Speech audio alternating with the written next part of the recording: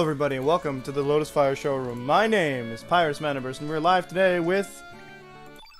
well, Radical Dreamers. It's not technically Chrono Cross, but it is definitely what I want it to be. Hold up. Now I need to see my stream, so if I could just have it open. Thank you, game.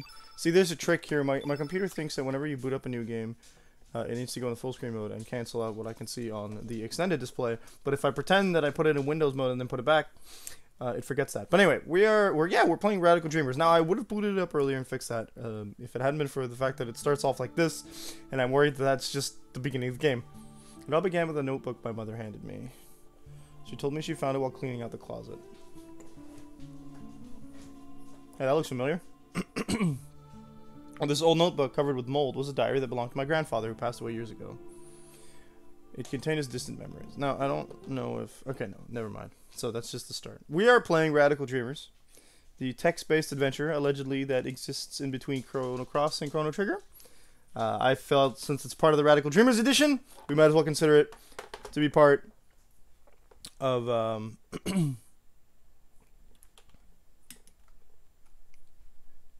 of the game itself, I guess. So we're playing through it. I mean, there's no reason not to, right?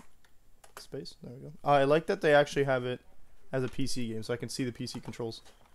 Lady's tip-off was right on the money. Counterspell on the barrier around the outer walls could have done a real number on us. Kid's plain, unadorned braid flicked back and forth across her shoulders as we walked. We're just going right into this. It's alright, cool. Picked our way through the elaborate lattice of the manor's magic shields, moving closer and closer to Lord Link's stronghold. There were three of us, Kid, Maggle, and me. I think we're supposed to be Surge. Maybe not. I guess it must have been 3 years already since I first met Kid. Back then I was just a wandering musician, traveling wherever my feet would take me. I guess we're not Surge, and wherever a few tunes would pay for a warm bed. It was in the Outlands, in a town called Regiora, where we first ran across one another, and since then she dragged me along on a whole bunch of adventures, and misadventures too. Yeah, so they talk about the Radical Dreamers in Chrono Cross, but we don't actually get to meet them, so that's interesting. Though this released 3 years before Chrono Cross, so... ah, Kid. She was a thief. Thanks. Not just any thief, just a few months shy of 17 and already renowned as one of the realm's greatest. What's more, she was achingly beautiful, stylish, a joy to be around, and a dab hand at campsite cooking, or so she liked to claim. The truth was a little different. Those bandits with hearts of gold you've heard about in stories, the ones who steal from the rich to give the poor, yeah, that wasn't Kid's style. She was short-tempered, prone to lying, bossy, and obsessed with money. Rarely did she care to listen to a single word anyone said to her. Wow. That's a different picture. She wasn't all bad, probably, maybe. Sometimes she had her moments anyway. Glance over my shoulder, see a shadow hovering behind us, blending into the darkness like smoke. Maggle. Also known as Maggle the Shade, he was Kid's partner, but even after 3 years, I hardly knew anything about him. All I knew was that he was around 30 years old, not much of a talker, but he was one heck of a mage. I heard that he and Kid started working together way before I met her. He always covered the top half of his face with a mask, so it's Guile. Maguile? Is that what I'm supposed to pronounce it? Never seen what he looked like underneath. He was a man so mysterious that it sometimes seemed like he was an interloper from another world. Wink, wink! It wasn't like Kid was exactly big on details about her past, but Maggle? Maggle? He might as well not have had one. Kid didn't seem to know much about her partner in crime either. What kind of man he was, what kind of life he'd lived for, nothing. She don't care. You might ask how exactly I wound up being part of this merry band. Well, it's complicated. I guess you could say that life doesn't always turn out the way you think it will. Kid, who was heading up our little raiding party, suddenly stopped dead. Look lively, boys. We got company. Glanced around wearily as cold, cruel eyes emerged from the darkness. Heard a low growl. Dark shadows prowled through the night surrounding us. A pack of wildcats. There must have been about 10 of them. A thrill of fear ran down my spine. Flustered, I pulled my knife from my belt. Kid calmly shifted into a fighting stance. Watch yourselves. I don't reckon these buggers have been treated for rabies. That's such a modern joke. The wildcats snarled and growled as they slowly closed in on us, drawing the noose tighter and tighter. Their eyes glinted in the darkness like fireflies, and strings of eager spittle dripped wetly to the ground. And one of them sent an almighty roar, soaring to the moon, and the hunt was on. What was I gonna do? Yo, let's attack. Slashed at a nearby wildcat with my knife. Nice music switch, by the way. Beast tried to leap clear, but I was already too close. I felt the blade make contact and was rewarded with a screech of pain. The wildcat jumped away, but this time managed to put some space between us. It looked like I hadn't cut it very deeply. I stood my ground, changing my grip on the knife and waiting for another chance to attack. Surge! Oh, sorry, I'm Surge. Okay, interesting. Behind you! Panicked by Kid's warning, I whirled wildly around and came face to face with a pair of eyes blazing like hellfire. It wasn't time to do anything but try and protect myself. In a mere moment of sheer desperation, I crossed my arms to guard my face. Instantly, I felt the wildcat's fangs sink into my exposed wrist. It had thrown itself bodily at me, bowling me over backwards. Ugh! My arms still in its powerful jaw, the wildcat pinned me to the ground and shook its head. I tried desperately to free myself, but it was clamped onto me like a bear trap, and there was no way of getting loose. The sound of fang on bone was sickening. Just then, the creature recoiled with a screech. Kid had buried her knife deep into its gut. She quickly capitalized on its terror by giving it an almighty kick. Free of the wildcat, I staggered to my feet, holding the throbbing wound on my arm. I was breathing heavily. The handle on my knife was slick with sweat, and I tightened my grip. I don't think it's sweat. Sounds like it might be blood. With a kick like a bolt lightning, Kid landed a clean hit on the flank of the nearby wildcat. Staggered before losing its footing, letting out a pathetic cry. Kid had already moved off in to finish it off. And then the roar of fire. A burning smell filled my nostrils, and next to me a shrill screech pierced the air. That was Maggle. Maggle's fire spell engulfed the head of a nearby wildcat. Fled, darting off into the darkness like an arrow. Scanned the area. Only moments ago we had been surrounded, but now there wasn't a single wildcat left. Kid and Maggle had either sent the rest off with their tails between their legs or put paid to them once and for all. Ha! You dreaming if you think a pack of flea-bitten moggies is gonna stop us, Lynx. Kid crossed her arms and flashed a triumphant grin. Meanwhile, I was panting heavily, and it felt like my legs were about to give out from under me. I collapsed to my knees, overwhelmed by what I'd just been through. Phew! Taking a few hits, but it was fine otherwise. A couple of scars to talk about later, maybe, but nothing that would stop me carrying on. Are you hurt? Oh, sorry, it's are you hurt? Maggle looked down on me, his face expressionless as ever. No worries, Mag, he's alright. He'll be alright. He'll be right, he said, Kid, barging in to get a better look at me. He may be a winging sook, but it'll take more than a few scratches to kill this one. She was nothing if not sympathetic, but she was right. There was no time to be bemoaning my lot. We hadn't even reached the manor yet. I dabbed up my wounds with a tincture-soaked cloth and wrapped them with bandages, then looked up at the other two. Just getting started, I grinned back, putting a brave face on things. That's what I like to hear, Kid Shirley announced from close quarters. Then her eyes turned cold like the cool glow of the moon in the night sky. It's gonna be a long night. Nodded, trying my hardest not to utterly lose myself in her pale blue eyes. Oh, is he in love with her? Alright, let's get this show back on the road. She turned away and marched off deeper into the trees without looking behind me to see if Maggle and if me and Maggle were following her. Maggle, of course, was already right behind her. His unhurried gait made it seem as though nothing much had happened at all. I jumped back up to my feet to chase after them. I'd be in even more trouble than I bargained for if I got separated from them. The dark forest inside the manor's perimeter seemed to go on forever, a labyrinth of trees and boulders. The manor itself loomed in the distance, glowering over the vast grounds. And within was a veritable mountain of treasure just waiting for us. Lord Lynx was the noble who ruled the remote territory of Regiora. He was also Kid's mortal enemy. We were there that night to steal a certain jewel he kept locked away in his most closely guarded vault, the Frozen Flame. The Frozen Flame was veiled in mystery. It was said to be imbued with an uncanny energy and possessed of a beauty and clarity that made it a priceless treasure. Countless thieves had tried to steal it, and not one of them had come close to succeeding, nor had any of them escaped the manor alive. Now it was our time to try and sneak into this place of death. Led by a girl who had the ambition to make the impossible possible, hunger for vengeance that drove her onward, and a desire for riches that could never be satisfied. As we pressed on through the tree-filled darkness, the shadows gave way at last, revealing the true extent of the vast mansion.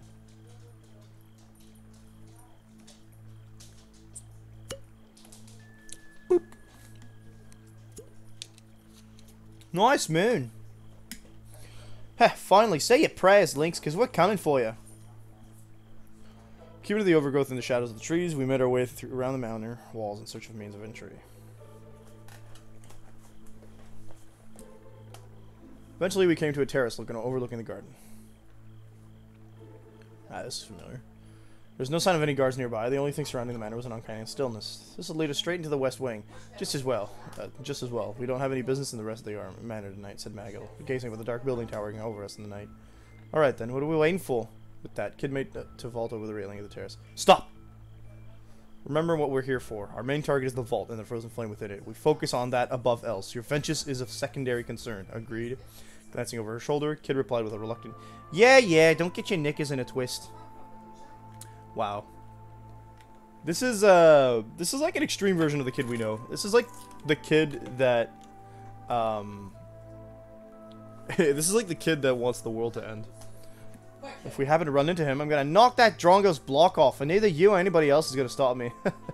I guess Kid was gonna get her way whether she liked it or not. We liked it or not. Let's go, boys. Not as young. Whoops. Alright. I glanced towards Maggle and nodded in silence. We followed Kid's lead and were soon inside Lord Lynx's lair. The darkness swallowed us whole. We're in Regiora. We're not actually in Viper Manor, so I shouldn't recognize this. I don't know what a Regiora is, but... corridor stretched off to the left and right from the terrace. It seemed equally dark and chilly in both directions. Well, you know what they say, when in doubt, go right. We pressed on through the darkness, down corridors that turned and twisted snake-like this way and that. Everything around us was still and silent, and felt strangely like we were being watched. As if countless eyes were staring silently from the shadows, looking on with curiosity and pity. We continued, creeping cautiously down the corridors. Kid moved proudly and stealthily like a cat stalking its prey, while in the shadows Mago followed, gliding swiftly and silently like a sinister breeze. We pressed on, into the embrace of the Weaver of Fate.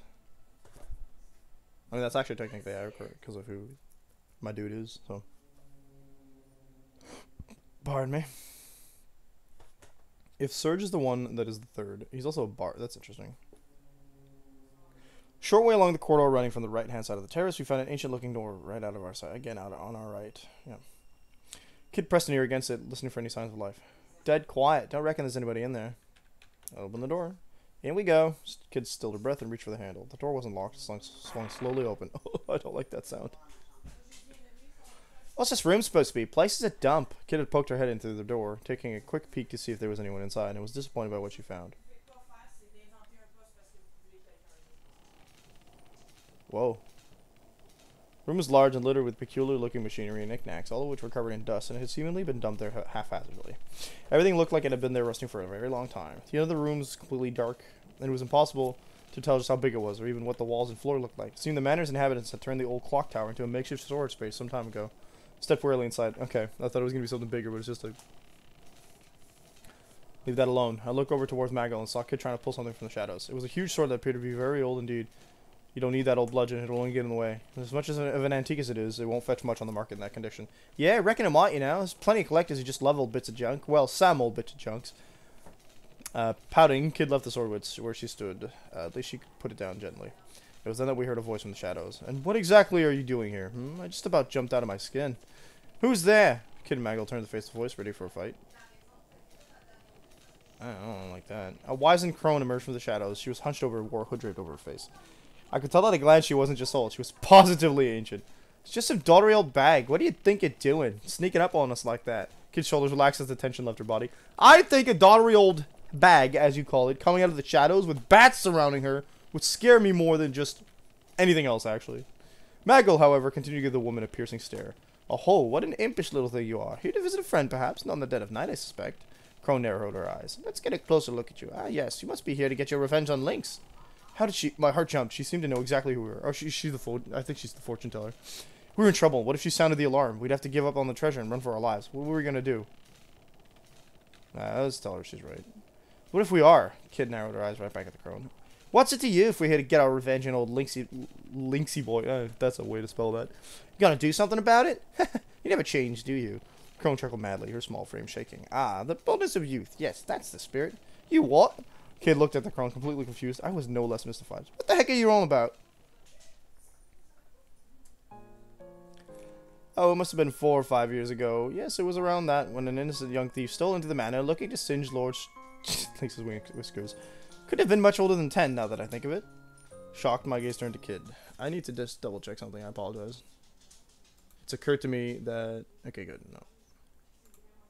Let's say maybe because I changed the game... Streamlabs gets rid of our stuff. A wet glint had appeared in Kid's eyes, but her glare was like ice. It certainly felt like as if the temperature in the room had suddenly dropped below freezing. With a chuckle, the crone continued her story, pretending not to have noticed the change in mood. She was an orphan, you know. Came after Lynx to avenge a woman who'd loved her like her own daughter. But all the vengefulness in the world couldn't change the fact that she was only a little girl. She was no match for Lynx's men, sadly, and they quickly captured her. Lynx is the kind of man one would fear to have for an ally, never mind a foe. Had it not been for the timely assistance of a friend of hers, the girl would have certainly been executed. The way the people of the manor told it, the very shadows pitied the girl and rushed in to spirit her away. I wonder how much of a tale could be true. I have nothing but sympathy for those who know failure, of course. You can't win all the time, and sometimes against all the odds, fate really can be foiled, and the clockwork of history sent into disarray. No, the ones I have no patience for are those who do not recognize their failure, or who fail and choose to give up as a result. The crone looked up from under her hood, stared Kid directly in the face, and grinned. Kid's anger faded, giving way to a dumbfounded expression. If you wish to steal the jewel from Lynx, if you truly wish to triumph, you will have to let go of a treasure of your own, Kid. For as long as you cling onto it, the hands of your clock will never move. They'll stay exactly where they came to rest all those years ago. Who are you? Oh, me? Why, I'm just an old bag, like you said. I do apologize. I must have taken up a lot of your time with all my babbling. I'll leave you in peace. Oh, but before I go, the crone turned to face me. Hey, John! Lynx can suck a chicken. I don't like, Actually, I was about to say I don't like computers turned, biological, but then I would probably have to fight Yana, and I don't feel like doing that. You seem to be injured, young man. If you wish, I can take a look at your wounds. With all the attention suddenly turned toward me, I panicked a little. Alright, please. Alright then, please do. The crone muttered a few words as her bony fingers drew scissors in the air. Pale, gentle light began to surround my body, filling me with a strange warmth. Pardon me. How you doing, John? Strike a light? That's no ordinary spell. Kid was impressed. I felt my wounds healing, and heard a nostalgic melody that soothed the wounds in my heart. Before I realized it, the crone was gone. Hey, lady! Kid strained her eyes, scanning the darkness, but there was no one to be seen, and her calls went unanswered. You goo? What the bloody heck was that? Who the bloody heck was that? Kid was like, kid's just like, this old lady comes in, she starts spewing exposition, and then she screws off. What the bloody hell happened? Kid looked like she'd just woken up on the floor of the Laughing Pig after a few too many. What does she mean by you having to let go of a treasure? Well, we won't find any answers here. Time to move on. Magil brought us back down to earth, emotionless as always. Almost seemed as if he thought nothing had happened at all. Yeah, I guess you're right. Kid walked quickly to the door, keen to move on. I'm pretty sure Magil is Magus/Giannis. Hold it, you. Just as I was about to follow Kid out of the room, she jabbed me in the side with her elbow. You stingy little bugger, Serge. Why didn't you tell her to share some of that healing magic with the rest of us? Classic Kid. You think I'm not in charge? Door led back into the corridor, which just off to the left and right. Right ward led the depths of the manor, while the way to our left led back to the terrace. To the right! Continuing on down the corridor, we came across a rather sturdy-looking door on our left. Spooky. A little further on stood a doorway leading upward. Well, this door is clearly meant to keep something safe. If there ain't some kind of treasure behind it, my name ain't Kid. I don't think your name is Kid. Yep, that's the smell of cold hard cash, all right. Sorry. Yeah, that's the smell of cold hard cash, all right. She muttered to herself as she began to inspect the door more closely. Let's go inside, baby. Bah, how am I stupid? Of course it's bloody locked. Could have tried the handle a few times before giving it a grumpy kick. Bloody door's got a magic berry on it, and bloody berry's got a berry of its own to boot. Take more than me put the boot in to get through all that. Jeez, that's a lot of... I see, then unless we find the key, we don't have a hope of getting inside. Reckon I can handle a key hunt, especially if it's that idiot Lynx who's in it. If we can find his room, I'll sniff it out in 2 seconds flat. You just watch. There was a little more we could do, so we decided to look elsewhere. Continue on. Corridor ended at the foot of some stairs. With Kid in the lead, we leaped upwards. It was these like ancient JPEGs or GIFs are killing me. It was dark and the stairwell was narrow. We watched our footing carefully as we climbed. The stone of the steps was worn smooth with age, and I lost count of how many there were as we spiraled upward and onwards. An awful sense of foreboding haunted me. I had no idea why, but it felt as though we were marching to the gallows. Guess we're gonna die. When we arrived at the top of the stairs, we were greeted by an old heavy door looming in the silence. Another door. All was deathly silent, and the still clammy air added to the sense of ominous apprehension. Something's very wrong here, I muttered without thinking. I hear cursed whispers from beyond the door. Magil added, doing nothing to lift the mood. Thanks, Magil. Ah, grow up, will ya? Kid shot back at us derisively. She was already examining the door. I would like... Okay, hold up. It just occurred to me that... Not only did... If this is Magus, right, or Guile, as we... No, I'm pretty sure it's Magus, but it's going to become Guile. So if this is Magus, and this dude put on a mask, right, to cover his identity, and we already know Magus is a fake name, but if he did that and then just followed up with, like, yeah, my name's not Maguile instead of Magus, people won't figure it out for sure. I mean, it's a change of name, right? But, well, it ain't locked and I don't hear anyone inside. Let's go inside. Alright, here goes. Kid tried the handle, door opened, and with a slow, heavy swing revealed what lay beyond. I hate that sound. Hello, Mora. In the Japanese, it's just Gil. Ah, why would they add the ma then? So it's basically... It's just Guile. It's like Guile, but Gil. Okay. That's weird. That's bizarre. But my assumption is that it's Magus from now on. It was a small cylindrical room that appeared to be the inside of one of the stone towers. It's completely deserted and there were no windows. What's this supposed to be? Something about this place. Give me the creeps. Still standing in the doorway, Kid seemed suddenly taken aback. There might be something in here. Let's take a closer look. Closer look at a bloody empty room? Bah, might as well, I guess. We did climb all them stairs. Kid stepped through the door, grumbling under her breath. I scanned the room and then noticed something on the floor. Flagstones were covered in dozens of narrow scratches, and in places there were thick black stains. Oh, jeez. Besides Guile and the Japanese's are... What? Well,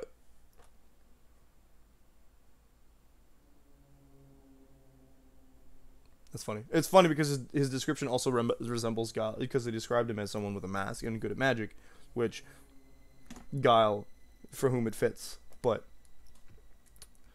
someone told me that the theory was that Guile is also Magus without his memory, which I'm in love with that theory because I want more Magus in my games. But something in the stain spoke of a horror that no amount of scrubbing would ever wash away, a malice and a sadness beyond imagining. Something written here. Crouching in front of a wall, Maggle was inspecting some brownish markings that looked more like more of the same stain. Someone's carved letters into the wall and scrambled. Someone's carved letters into the wall and scrambled them using blood magic? Kid had gone over to take a look. Looks pretty old, hard to read too. Some of it's been worn away. Let's see. I cannot hold out much longer. My only hope now is to leave the Acacian Signet. Acacian Signet in this room. The Acacian Signet. Oh, no, someone opened the door. Suddenly the door slammed shut. We jumped to our feet with a start. Oh, someone closed the door. Woo! Combat music. I love the retro sound of this. From above us, we heard an unsettling creaking sound. The walls and floor began to tremble. What the hell's going on? Kid's eyes darted around the room as she desperately tried to figure out what was happening. The creaking sound from above continued, and the ceiling moved ominously closer. Up there! Spikes. Hey, yo! Who would have guessed?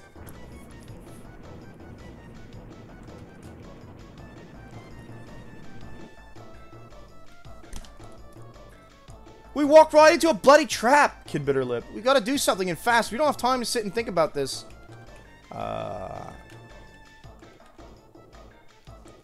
Let's try to stop stealing. Right, we need to stop stealing it, Kid. But how? I had no idea. Thanks. Is there a hidden switch somewhere? Panicked, we brushed our hands against the floors and walls to see if anything had escaped our notice. One of the descending blades stabbed into my shoulder. We had to do something fast. Okay, that didn't work. Wall? Good idea. There's gotta be a hidden door or something around somewhere, yelled Kid. Panicked, we tried thumping the wall to see what we could find. All we came up against was solid, unyielding stone. Edge of one of the descending blades sliced to my forehead. There was no time. What were we gonna do? Well, I guess we get the door. Yargs. Kid sprang out the door like an arrow, slamming into the shoulder first. It was far too heavy, and her light frame bounced right off it. Curses! Maggle raced towards the door like the wind, smashing into it with ferocious form. Made a creaking sound and shook from the impact, but stood firm. Desperately, I held myself at it too. Shock of the impact rushed through my body, but it was no good. Meanwhile, the rusty creaking from above continued, as did the ceiling's inexorable journey downward. And to make matters worse, now countless blades were popping in and out. Surge! Maggle, this is gonna take the three of us! Timing our blows, we all charged the door at once. One! Twice! A third time! And then the door was open and we were collapsed in a heap on the corridor outside. What? Behind us, we heard the sound of the blade ceiling grinding on the stone floor in the tower room. We got 2 ouchies this time. The metallic scraping noise it made was awful. We could only look on in silent horror as the fate we so narrowly escaped. Well, machinery continued for a short while before slowly coming to a stop. Seeing the ceiling trap had finally finished its grisly work. Bugger me! Talk about a nasty surprise! Is it some sort of execution chamber? Maggle continued, seeming to be deep in thought. In any case, that writing mentioned Acacia. Yeah, what was that all? Sorry. Yeah, what was that all about? The Acacia Dragoons, the elite knightly order serving General Viper, who once governed the territory of Galesborg to the west. Former knightly order, I should say. They were wiped out more than a decade ago by the lord of this very manor, no less. Oh, that's news to me. Thanks for the history lesson, Mag. Kid rose to her feet, patting off the dust. Too bad we're not here for fairy tale nights. Come on, we got a lot more exploring left to do. Maggle shrugged silently, and we headed back to the stairs. No, that was... With Kid in the lead, we headed downstairs. That was interesting, though. You gotta let him speak, man. Something happened to him. We've met them before. Went down the stairs and continued straight ahead, eventually coming across a sturdy-looking door on our right. This one again? Corridor continued further on backwards towards the stairs. Oh, that's the locked door. Ah! Okay, so this is the end of the path we could take towards this. What kind of name is Arf? Sorry.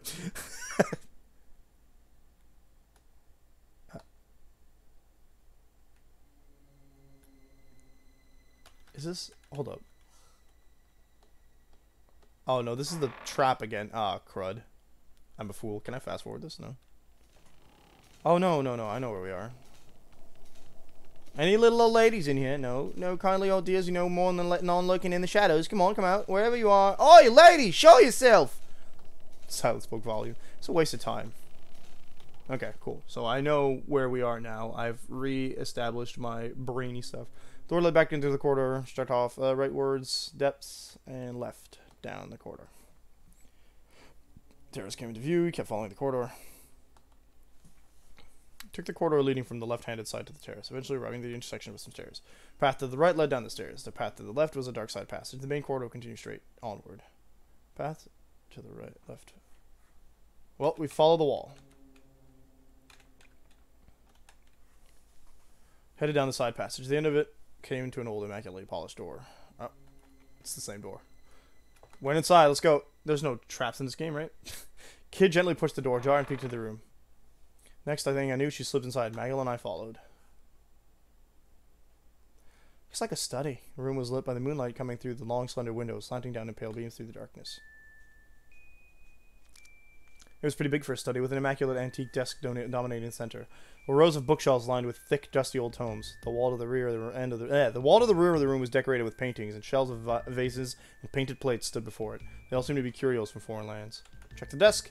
Went over the desk and started searching the drawers. There I found a neatly arranged set of pens, ink bottles, and other writing materials. Nothing of interest, in other words. A small portrait on the desk caught my eye. It was a picture of a young girl with a gentle smile on her lips. Who was she? That's the girl Lynx adopted. If you ask me, it wasn't because he was looking to help the needy, said Kid, peering over my shoulder. So that would be Harley. She wrinkled her nose in distaste. Not even a looker. Suddenly there was a knock at the door. It wasn't a loud knock, but in the bottomless silence of the night might as well have been from a thunderclap. Kid and I stood bolt upright and turned towards it. Maggle, meanwhile, hid in the shadows, drifting away like smoke. Just... hide under the desk.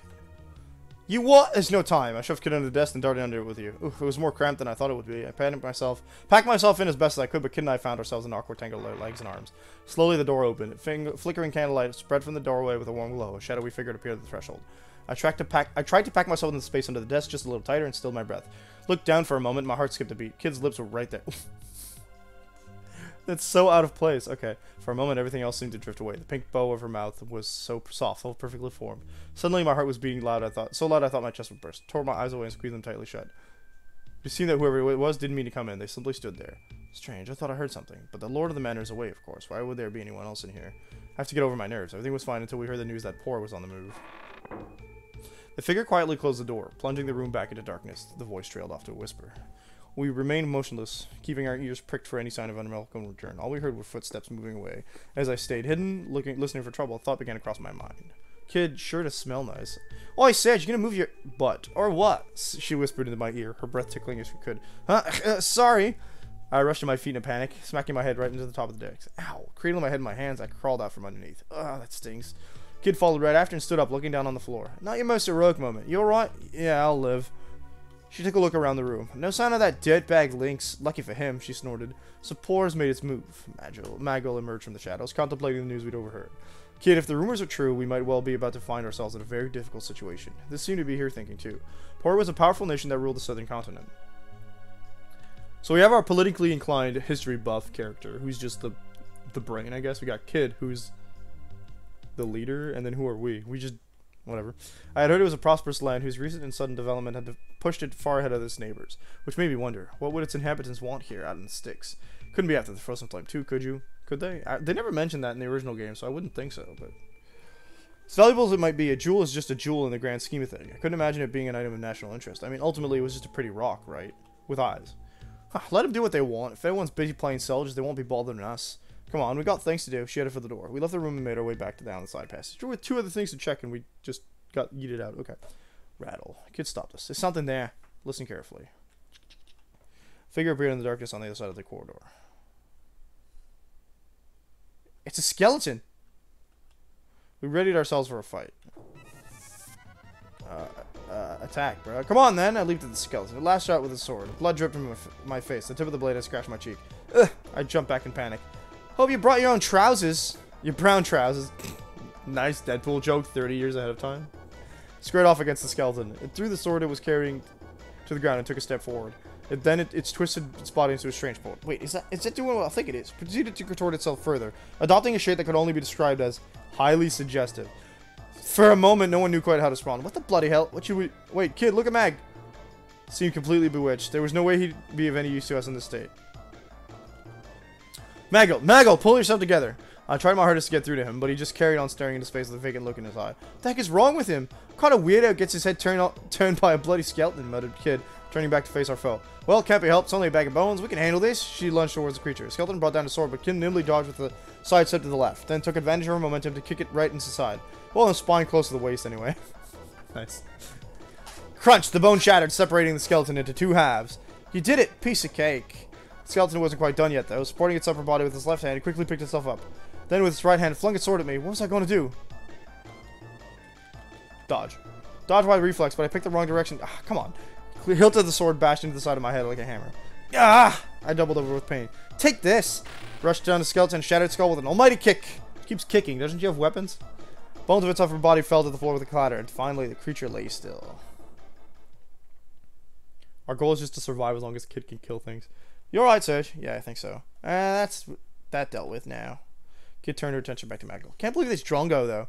Thwack! She brought her fist down hard and said, maybe that'll wake you up. Now, if we're done here, let's get a bloody move on. What was I? Ow. Starting to feel a little worse for wear. I was going to have to be more careful from now on. This is going to end badly. Maybe he ain't such a Drongo after all. Just goes to show any old weirdo can make something of themselves if they put their mind to it. Kid's eyes glinted with mischief. Made our way back down the dark side passage leading from the study. Eventually, we arrived back at the intersection. Some stairs led downward, and the corridor branched left and right. The right branch leading back towards the terrace. We're gonna go to the left branch. Pressed onward, back past where the stairs and side pass emerge into the main corridor. That's a lot of drink. I'm out of drink. I'll be right back, folks. Mother, you good? No! What's wrong? People are dumb! Oh, I could have told you that. What? We do live in a world where they elected Donald Trump. A lot are dumb. Oops, did Pyrus just accidentally say something spicy? I'm gonna have a slight little ad break while I get myself some water. Since I keep forgetting to do that.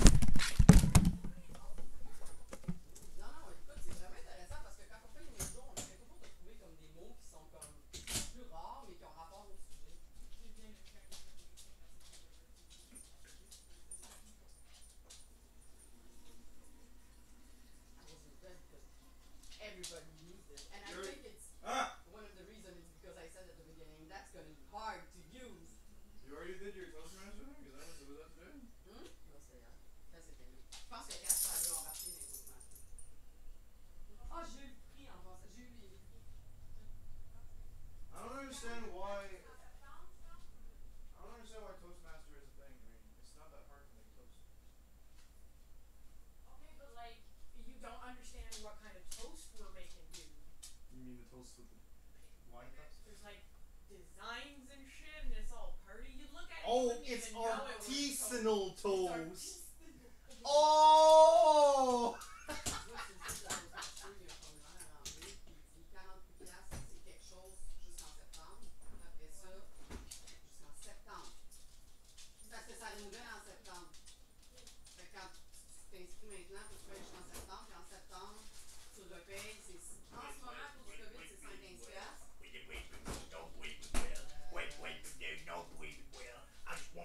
Some food to grill. Give me that. Wait, well. Parce que, tu sais, avec le sans COVID, on le faisait, on avait un local, on avait. T-minus 2 minutes before we get to take our freaking masks off.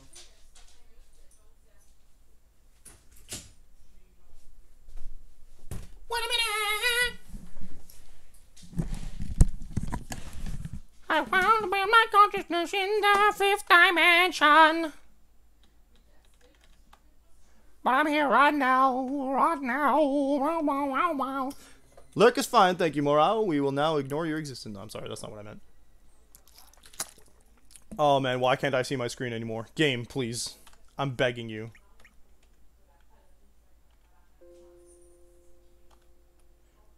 Stairs inside passage emerging to the main corridor. We found ourselves in front of some ornate double doors. Okay, hang on. I want to see if I can like level up the brightness here, because this is awful. Yes. Oh, jeez, that's even worse? Question mark? Video? Wait, no. Okay. I did the wrong thing. Why is this suddenly awful to look at? Like, no. That's also a little worse. I don't know what happened there. Okay, let's see if we can turn it down just a smidge. maybe we can put it back to 53. Switching out apparently murdered my brightness levels. There, that well, that's a lot better. Okay, cool. Well, we gotta go inside, right?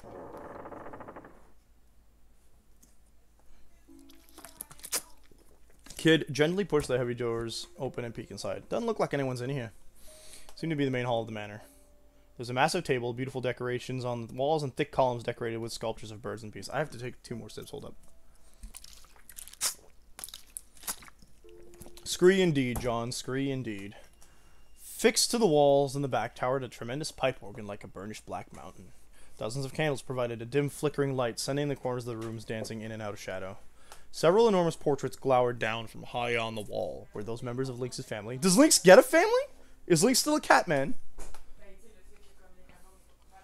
I was busy staring at the painting depicting a young husband and wife when I realized that their eyes had turned to look right at me. Okay, they had. Don't worry, this isn't about to turn into some dumb ghost story. Just looked the way they... It just looked that way because of the way the flickering light of the candles reflected against the glossy oil pans. Obviously, probably. This place gives it creeps, and get a load of all those ugly mugs. There's nothing for us here. Let's look somewhere else. Neither Maggle nor I had any objections. We left the hall and returned to the corridor. Okay. Let's do an interesting. So I guess we take the stairs.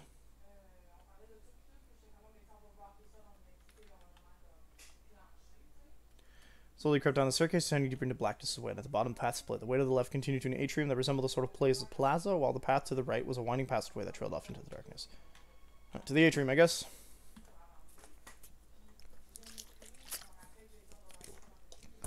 Kid poked her head through the arc-shaped door and took a look around. It's big in there. Must be some kind of hall. Took a cautious look around, then entered one after another. Oh dear. The atrium was like a beautiful plaza, complete with a statue that doubled as a fountain. Pillars and arches lined the walls, and in the center was a small pool of clear water, above which the statue stood. On the other side of the room, I could see another arched entrance like the one we had come through. Ooh, that's cold! Kid was scooping up water from the fountain. I went over to her and, resting my hand on the edge of the basin, peered into the pool beneath. Shadows flickered under the water surface. You reckon those fish are rare? Is it valuable? Leaned over the edge, Kid said. Couldn't see the bottom. I wonder how deep it was. Shadow of one of the fish grew larger and larger. Whoa! Sensing danger, Kid leaped back from the edge. Quack. Sure. Can I get a waffle? Can I please get a waffle? Yeah, you can. Just toss it. Oh, you weren't kidding.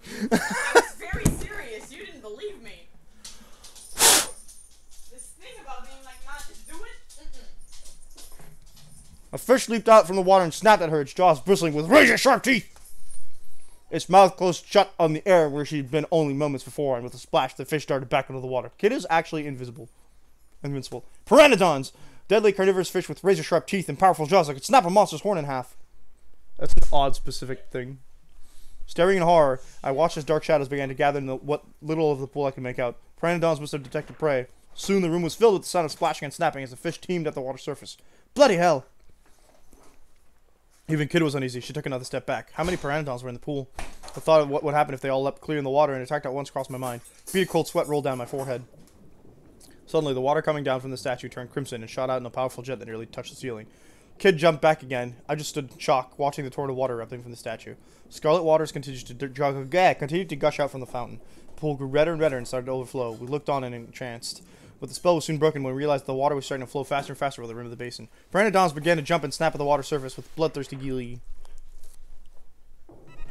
I was brought to my senses by the dull snapping of sound of pteranodons hitting the floor. Hey, what the heck?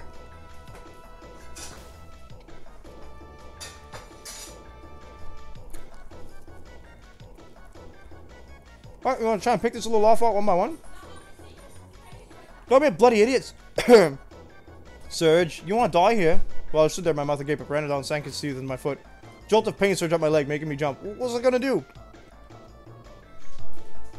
That's right, those fish weren't gonna stop me. Justly tried to wade towards the exit opposite us. Water's already up to my waist. Strange smell like warm meat rose from the water surface. Ew. Countless pteranodons were tearing at my legs, and the bites burned like fire. I was still a long way to the exit to the opposite side. What was I gonna do? We gotta keep running! Or not. No, I think I'm dead.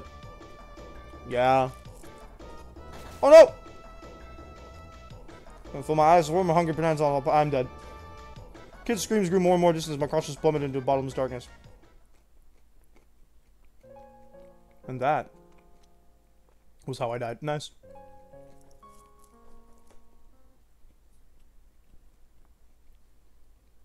Are there save points at all in this game? No, I don't think so.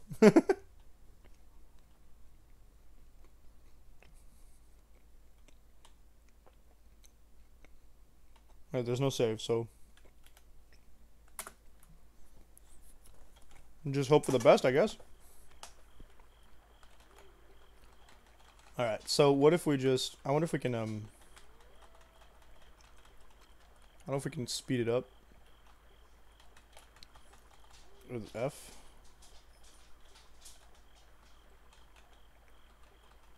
Ugh. So, we can die. We've confirmed this.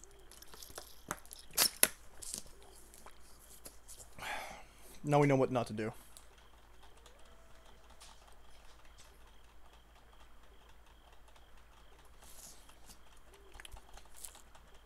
Good morning, Radical Streamer. Thank you, Numi. How you doing today? High praise from a Radical Streamer himself.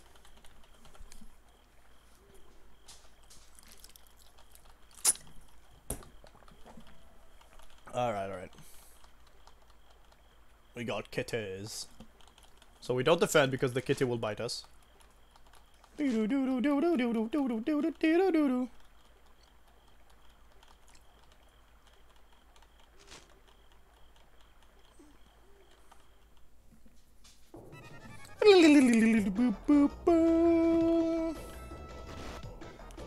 Nice.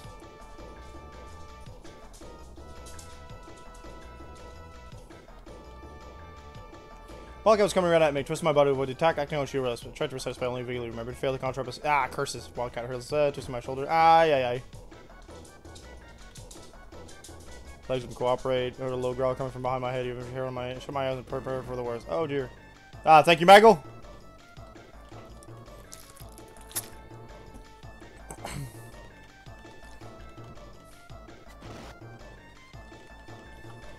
Bum, bum, bum, bum, bum, bum, bum, bum, bum, bum, bum, bum. Eyeballs!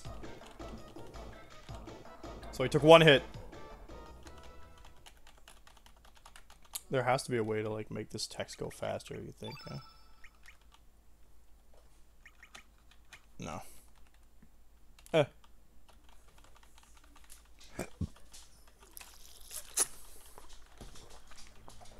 Lynx isn't even in the castle. Come on, then. If you can't save, that means I need to do all of this in one go. That's kind of wild.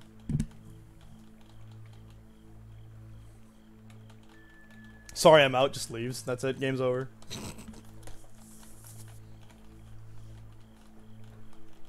Our character has, like, a crush on, like, kid, like, for sure. Okay, we know there's the old lady to the right, and then there's a trap, and then there's nothing else that's important. Maybe a locked door. There is a locked door that we might want to come back to.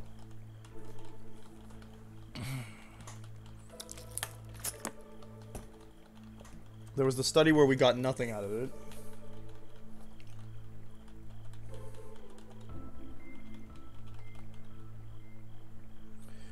One wildcat comes forward. It actually looks more like a dog, but with long hair growing from its head and early black eyes. It whispers, Edward. No!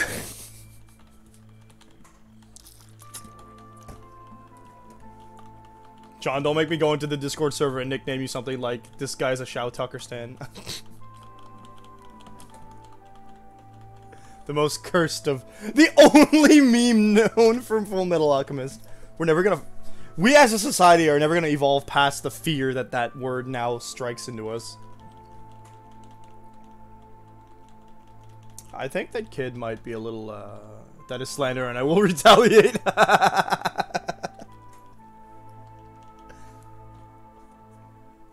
I don't think there is any higher slander than Shao Tucker stan. Okay, well, obviously there is, but... Okay, so we know that we have to go left at this juncture. Do do do do.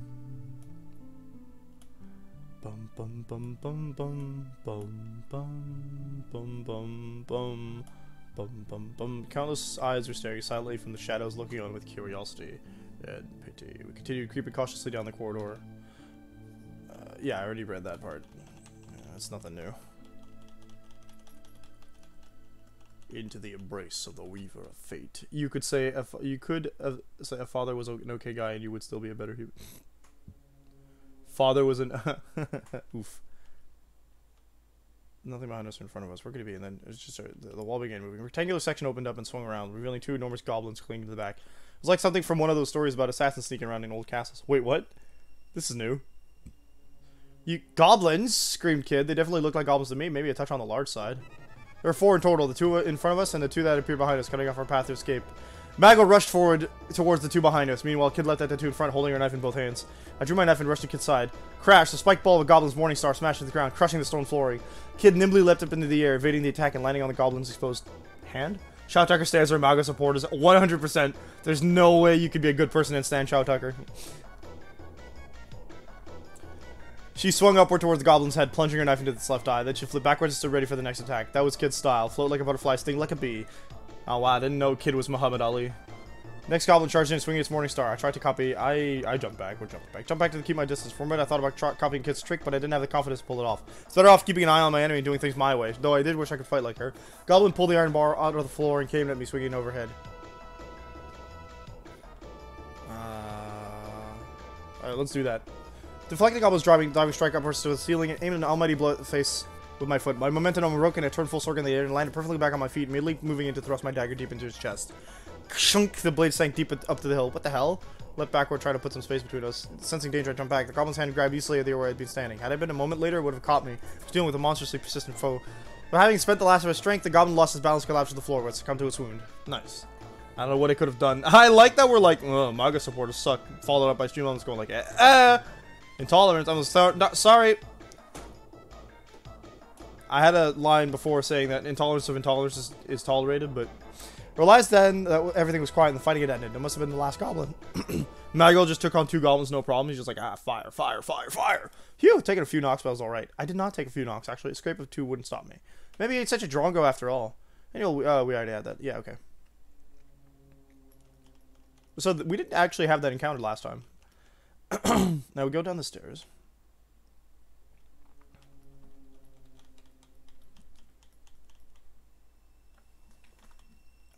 Let's take the right passage. I don't really want to go to the atrium just yet. Went down the stairs, took the passage to the right. Eventually we came to an ornate door on the right-hand side. Something smelled fresh and pleasant. Flowers was coming from inside. Oh, door opens. Spooky, spooky. Only intolerance that is to be tolerated is the intolerance of intolerance. Exactly. We found ourselves in a tidy, welcoming room. The knickknacks and curios dotted around the place seemed to be well loved. The stately desk and the cozy-looking bed nearby, meanwhile, suggested the room's occupant was no stranger to luxury. Though the room was richly furnished, somehow it felt awfully lonely. Kid took a quick look around before commenting. It's Lakes' Gale's room. He has a daughter? Half-written letter on the desk and a teacup, still warm, suggested the lady of the manor was still nearby. But it didn't seem that anyone was here now. We decided to search the room. Some charming flowers, discarded Magus? Cotton handkerchief, small bottle of perfume. Nothing that meant much to me, nor anything that seemed particularly valuable. These characters... I guess that's supposed to be Surge? Kids seemed to have the same impression and scanned the room, clearly not expecting to find anything. The only item of note was a small antique box, which bore a crest resembling a viper. I decided what it looked like. Well, the box. Small box on the bookshelf. Gently opened the lid. It was greeted by the soothing melody. Uh-oh. Something about this song. I know this tune. Kid was standing next to me, and I could see something had changed in her expression. You do, huh, Kid? Someone used to sing it to me a long time ago. Turner gazed downward and went silent. Kid? Startled, she turned to me. Her eyelashes glistened as if wet with dew. She walked to the door, not saying a word. Hey, Kid, wait up! We left the room. Was she crying? Was Kid crying? Maybe I was just seeing things. So, Luca. Oh, yeah. I mean, if this is... That's right. Kid's girl is Harley. Past the rest of the room continued to our left and right. Path to the right led deeper into the darkness of the manor. Meanwhile, atrium and other brands. Keep to the right. Went down the dark passageway, eventually finding ourselves at a sturdy-looking room. An accurately polished door. Again. So I thought, something stinks here. I reckon we'd found the beast's lair, lads. Silenzio Bruno! Oh dear. Let's go. Get open the door, slipped inside. So that's the key? I only have one injury, I think. I can take about 3 by the looks of it. 4, actually, because we took 2 and then... We could take 3 and we die at the 4th. It was Leeks' room, but he didn't seem to be around. Hey, the bug has gone and scapped because he heard I was coming. There's something deeply unpleasant about the room. It wasn't anything unusual about the furniture and fittings, not how they looked or how they were made, but taken as a whole, it all felt discordant. Was this a reflection of Link's? Its seemingly ordinary facade that hid a disturbing truth only could see. We don't talk about Silencio. Let's see what we can find. The desk drawer, the paintings on the wall, the vase on top of the side table. We left no stone unturned. There didn't seem to be anything suspicious, but as I scanned the room, something unusual caught my eye.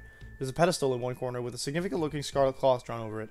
Slowly raised my hand towards it. Be careful what you touch in here, warned Maggle. Pulled my hand back timidly. Then the clock flipped back with a flood without me having laid a finger on it. It's a mirror. Did that thing just move by itself? Exclaimed Clid. Clid? Eesh.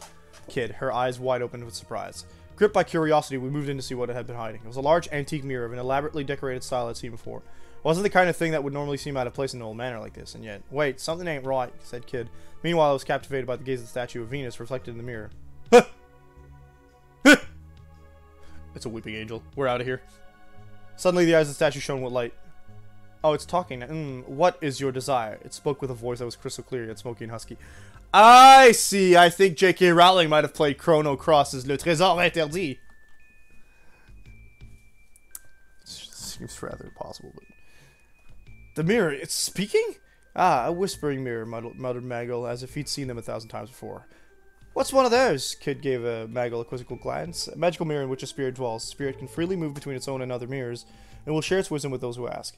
Perhaps we should ask it something. I decided to ask it about something that had been on my mind. Ask about Kid. Want to know about Kid's past. Not if you want to leave this place alive, you bloody don't. Kid's face turned red with anger. Your wish is my command, responded the mirror, ignoring Kid, who grabbed me by my collar and was complaining vociferously. The image in the mirror rippled, and the reflection of the statue shook. Ayo! And then the mirror's surface grew dark. Ooh, I love the music in this game.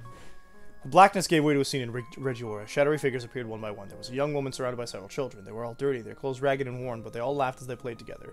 And then the scene was drowned in flames, and a troop of armed men appeared. The men dragged the women away, and the children vanished one by one in the inferno. The focus shifted to one of the children, a girl. She was standing with her back to the flames, her tears leaving tracks through the soot on her face as she howled at the night sky. The girl's right eye was narrow, like a cat's. Stop it! Kid screamed. The image in the mirror grew faint. Like a cat's. Interesting. Kid stared at the ground, her hands balled into tight fists. The room was dominated by silence. Worried about her, I broke the silence. Kid, I'm sorry. I'm leaving. She spun on her heels and made for the door. Wait! I cried as sheepishly darted after her. Uh-oh, we've ruined our romantic potential with Kid already. Ooh. Corridor stretched out beyond the door. That's fine. We'll just start flirting with Maggle. I'm sure he'll open up. We traced our steps. Eventually, we came across an ornate door on the left-hand side. It was Riddle's room. Link's door.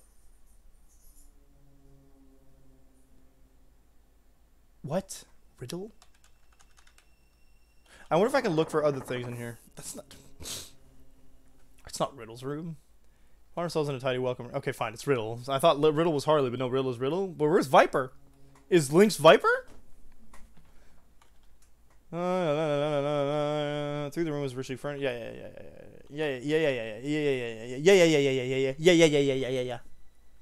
What the frick? Window was slightly ajar. Oh, something changed. Okay, it seemed that someone had been here only moments ago. Let's come back later. We left Riddle's room. Okay, fine. It was us. Riddle was adopted by Lynx. When did this happen? This happened in this timeline, I guess. We're not going back to Lynx's room. Took the passage to the left. Continue the other corridor until we reached an intersection. There was a left turn in the corridor leading to some stairs going upward. I really want to know what happens if you do Maggle's thing, though. Into the atrium, since that's all that's left. Kid poked her head through the arch shape. Yeah. We've had this conversation for sure. That's where we get attacked by Pteranodons. Ooh, that's cold. They're valuable, alright. They like to take your life. Pteranodons. I saw the dog came in. Oh no, I have the doors closed. Whoopsie.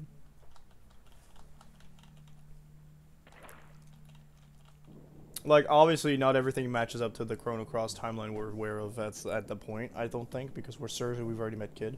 Though she does? No.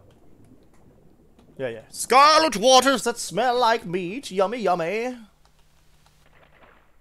Bloodthirsty glee. Don't like.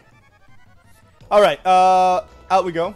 Let's get out of here. In a panic, we splashed through the water back to the corridor we came from. Thanks to Pteranodon slapped my leg, felt searing pain, but I had to enjoy it if I had any hope of reaching the entrance. Breathing heavily, finally found myself in the corridor outside. Okay, so... Because I don't think we are tanky or capable of... Like, we don't have a way to... Ooh, that was a close call. So the whole thing was a trap, eh? Talk about twisted.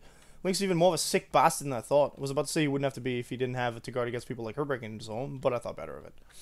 Well, at any rate, I think we could consider that a dead end. Let's go back. Defeated, we left the atrium. Okay, thanks, game.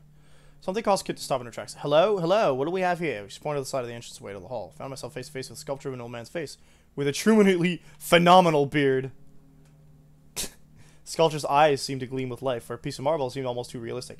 It's a mouth of truth, announced Maggle. An enchanted statue that can tell when you're lying. If it catches you out, it'll bite your hand off. Okay, so it's a play on the Fenris wolf myth, I guess. That's neat. Maggle kept his explanation simple so that Kid wouldn't drift off before he got to the important part. Huh, so what's it doing here then? I suspect it's part of a greater mechanism. Stick your hand in its gall, do ya? Righto, let's see what happens, shall we? Bad idea. The mischievous glint in her eye, Kid darted over and stuck her hand in his mouth without a moment's hesitation. She stood there for a moment waiting, but it didn't take long for her to get bored. Huh, nothing. Suddenly I had an idea. Hey Kid, who's the greatest stiff who ever lived? Ha, me of course, you drawing, answered without a moment's hesitation, then suddenly her face twisted with pain. Ah, why would you do that, Surge? Teeth of the marble sculpture had climbed down her hand. It bit me, she cried. Knock it off, everyone knows it's a trick. Ow! Sculptor bit her hand again as soon as she spoke. You little... A cold sweat formed on Kid's forehead. The sculptor was tightening its grip. Won't let go until you say something true. Despite the obvious urgency of the situation, Maggle was matter-of-fact as ever. Just say anything, Kid. Anything, as long as it's the truth. Obviously, Kid wasn't listening. Instead, she just kicked awkwardly at the statue. Oh, Beardy, let me go with your bloody hand. She planted her feet on either side of his mouth and tried her hardest to pull herself out. Heaved, kicked, and stamped. Grunted and strained. And then finally, her hand popped free. Okay. I was taken aback by what I just witnessed and couldn't say a word. See, told you it was the truth. Hand in the as if to demonstrate. Could see heavy bite marks. Sculptor hadn't come away from the struggle unscathed either. Kid's attempt to break free had left it cracked in several places. Magus pointed silently at it. I went to take a closer look and saw a pale flesh-colored tongue. I expect we're supposed to put something there, commented Maggle. Something? What exactly? Kid stood there for a moment, lost in thought, and then she started to unload all the knickknacks she'd been carrying. It was a strange collection of odds and ends, pulled out from her pockets, her boots, and even from her braid. All right, Sag, now it's your turn to have a go at the stupid statue. Kid grinned at me, holding her assortment of knickknacks out in the palms of both hands. Guess she decided that whatever further horrors the statue had in store, she'd rather not face them herself. Nice, Kid. Real nice. Surge, you have nothing to judge, considering you are the reason she got bit. Grumbling to myself, I reached out to pick an item. I chose a small silver, a file, a centipede, a 2 lipsticks, some dried grit, length of fine thread, a sizable petard, a film scroll. To not waste my time. Let's put the mirror in. Took the small silver mirror. Sculpture stared passively. Its marble beard still commanding my attention. Stuffed the mirror into his mouth. Didn't seem to be right out for dropping. Don't see any cavities. Yeah, very funny. Give me my favorite mirror back before that thing chomps it to pieces. Lost her patience, snatched it off of me. It's a rather nice mirror. Picture her gazing into it as she braided her hair. Do you want to try something else? I'm going to try this scroll. Picked up the peculiar piece of parchment. Bracing myself, shot it into the mouth of truth. Haha, nice one, Mr. Master Thief. Think it's a magic scroll or something? Kid them a little over and said, I guess that didn't work. Oops, my hand slipped the scroll and filled. It was filled with strange symbols. Noticing the confused look on my face, Maggle spoke up. It's a decoding chart used for the Imperial Guard's field reports. Huh, it's all gibberish to me. It wouldn't be much of a code if it wasn't, would it? Kid muttered witheringly. Was too embarrassed to reply. Once I called back to my pride, I attempted to recover. You'll have to walk me through it sometime. Just pouted and looked away. Oh, so you can't read it either. Boy, can I pick my moments. Fine, if you're not going to take this seriously. Oh, okay. We're leaving you behind. Sometimes she could be cold as ice. I've really done it now. She made me leave. She made to leave, but I grabbed her gently by the shoulder. Look, I'm not messing around. I'm sure this next idea is going to work. I'll believe it, not bloody. You will see it. Kid didn't seem convinced. Why would we? We don't have anything we picked up from this place, so why would he? Okay, I looked again after a collection of knickknacks. I guess the centipede. That's just... What are you doing walking around with a centipede in your pockets? I reeled back in disgust. This isn't your pet or something, is it? Don't be thick, Sedge. It's not a toy. It's a toy, not a pet. Toy. You could have picked something nicer. It is nice. Nice for giving people nasty surprises. Seemed to think that was an entirely reasonable attitude. That's fair. Entirely reasonable to her, maybe. But what's she doing with all this stuff? I reached for this rubber centipede. Try not to think too hard about what it's doing. Stuck it into the mouth of truth. Only for it to fall back down the back of its throat. Sedge, you'll pay for this, growls. Yikes. I'll get it back, I promise. Stealing my nerve, I reached in the hand of truth. 130. Okay, good. Hair stood on end. It was licking my hand. The giant uncanny tongue slopped back and forth across my fingers like I was a lollipop. Ugh. I'm gonna puke. Keep it together, Sedge. Do it for the centipede. Kid's support didn't do much to help me, but I somehow managed to pinch the centipede with the tips of my finger to pull it out. Must really love this thing. Not really. I just hate to see stuff go to waste. I'm sorry, what? Why did I even bothered? Well, no luck there either. Want to try something else? Asked Kid almost like it was game. I just wanted this to be over with. Reached for the next item and chose Am I just gonna do everything? Let's try the grapes, I guess. I think something like biological makes sense, but bag of dried grape. 1 by 1 featherman sculptures. Much. I actually hate them. That's enough, Sage. Those are my emergency rations, you wastings. Kid snatched the bag from my hand. Still had the last grape though, so I popped it in my mouth. That's nice. It was absolutely delicious. No, I got healed though. Not for you either, sunshine, growled Kid, glaring at me. Gotta take this seriously, Sage. Should I leave you alone with Beardy here? She's clearly annoyed, but I haven't worn her patience completely thin just yet. We just try everything, I guess. I don't think the lipstick is gonna be... The thread might be good. Took the piece of thread, length of very finely spun silk. Didn't seem like a good idea to shove it in, so I tried dangling it into the statue's mouth. Watch yourself. That stuff ain't cheap. It's made by Royal Silkworms, have you know. Kid watched me critically. Thread slipped deeper and deeper into the mouth of truth, and then I felt a slight tug. I tried winding it carefully back around my finger. At the end was a small piece of paper. Nice one, Sage. Just gotta be a clue. Kids light up with delight. The note says, "Try again." We stood in stunned silence. You licky, tricky piece of... Ripped up the paper in a rage and threw it again. Away, then started kicking them out the truth. Maggle was leaning against the wall, watching the spectacle in silence. I'm guessing that was the one then. What next? Is this all just crap? What's a petard? Actually, say I showed it. Okay, nothing happened. Let the professionals handle this, Sage. It's holding a match. Wait a second. You can't be serious. Oh, God. Deadly serious, mate. Before I could say another word, she lit the fuse and blew up the statue. Explosion followed, accompanied by a puff of white smoke. When the smoke had cleared, the mouth of truth came into view once more. Still intact, but now very badly cracked indeed. That's not intact. Not quite enough to knock his block, eh? Should have bought a bigger one. Stood there with her arms folded, calmly commenting on the mayhem she just caused. What do you think you're doing? Can't believe you just set that thing off like that. Kid shot me a look. What do you mean? What else are you gonna do with a bomb? She's completely another liability. I think a petard's I guess it sounds like a firecracker to me. Because pétard is the French word for firecracker. Yeah. All that's left is the centipede or the tube of the file. Took the file, placed it inside the mouth. Didn't seem to be the right item for the jump. Crunch tries to stun the mouth of truth. They started chewing on the file. It was eating it. Ah! Me file, me lovely scratchy scrapey file. Can't believe you just let that happen. You're in big trouble now, mate. Sorry, I'll get you another one, I promise. I also wanted to add, just don't hit me, but thought better of it. I'll hold you on to that. If you're just gonna feed the statue all me stuff, we're done here. I promise that's not what I'm trying to do. Better bloody not be, mate. Once again, okay, well, that's all we've got left. So we did that, did that. Lipstick it is. Picked up a small lacquer tube of lipstick without knowing why. Quite why, smeared it all over his statue's mouth. What do you... Me lippy! Kid exploded with fury at the sight of the mouth spread. Realized. What are you getting so mad about? You don't even wear makeup. It's for marking our path to make sure we don't get lost. Oh, I didn't realize, because that would explain why you brought it with you. What exactly is that supposed to mean? What's so funny about me having lipstick anyhow? Yeah, you can't go about, like, judging her femininity, okay, dude? Nothing at all. Doesn't take much to tell that this was the calm before storm. You better buy me some more when we're done. Yep, she was mad, alright. Okay, look, I'm sorry. There's nothing left. Take this seriously, I'm through with you. I gulped and There's literally nothing left. We put everything in. Okay, bye. Looking for a moment, pulling my hand away. It didn't seem like any of this was... Okay, let's just forget about it for now. Yeah, so I think we just wasted all the time and we were supposed to go get something else. Sure, we'll find a use for this stuff. Whatever, best get moving. I defeated we left the atrium behind us. So now we know where to get the atrium. Leaving the atrium, we immediately found ourselves at the fork in the path. Right was passed some stairs leading upwards, dark...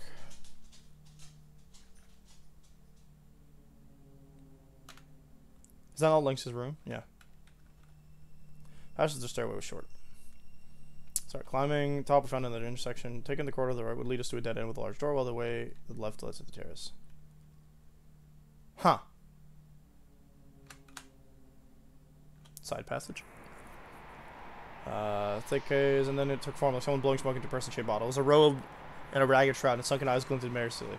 It was the burning hatred that lingers even after death can form, a being driven by a hatred for all things. A ghost. Bugger, that's us out. Kid bitter lit, but there wasn't anything else she or I could do to deal with an enemy that had no physical body. Voice boomed out behind us. Magus had begun counting Magill. I jumped behind Maggle. I knew it was pointless, but I drew my knife, spotted an opening, tried to slip past the ghost. We get behind. Maggle cast me a glass, confusing conversation without missing a beat, then grabbed me by the scruff of the neck and threw me at the ghost. This strangled scream of horror that I'd probably never be able to repeat again, and tried to brace myself before I crashed face first to the wall. The impact I was expecting never came. The core of the ghost, where its face seemed to be, had more substance than the rest of it. I didn't just slip through it like I thought it would. I oozed through it like I was stuck in some kind of goo. Ye gods, it was disgusting. More disgusting than anything I'd ever known. And it was impossibly cold. Felt like it was draining all the heat right out of my body. Like I was draining my life force itself, in fact. Struggled to break free. I could find no purchase in the gooey ectoplasm. The coldness became more and more intense, and soon I didn't even know what cold meant anymore. Could be it for me, I thought. I was consumed by despair. And then there was a surge of heat through the muscles of my neck in the place where Maggle had grabbed me just a moment before. At the same time, his incantation echoed in my mind, and vision was filled with a clear blue light. Nice.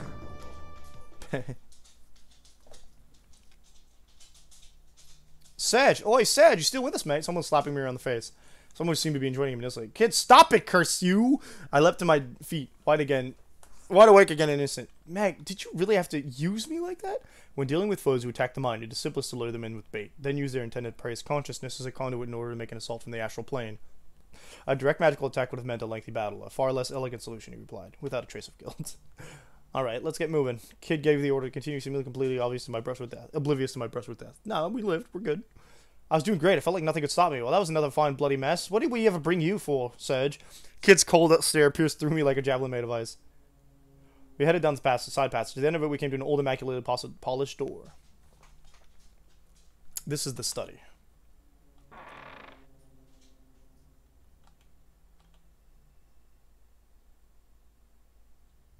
Okay, so in the study, last time we found... I can't remember what we checked last time, but it wasn't... we checked the desk.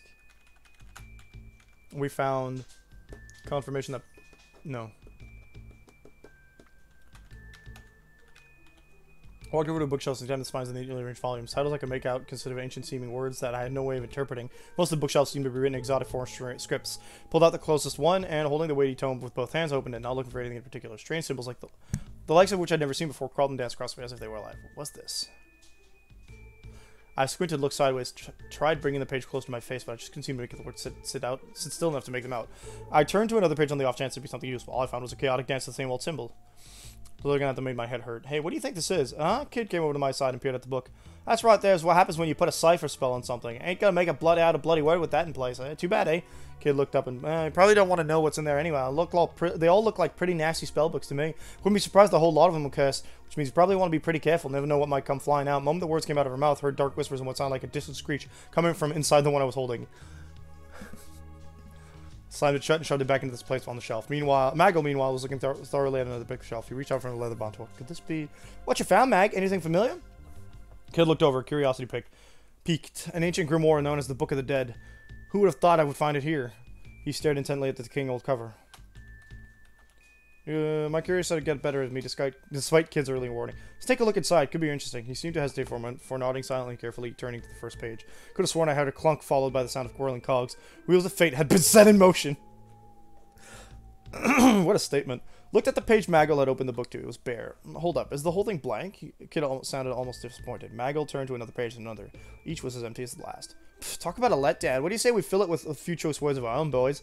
Before we could stop her, Kid grabbed the pen. Bad idea, bad idea, bad idea. This is some Harry Potter spookiness.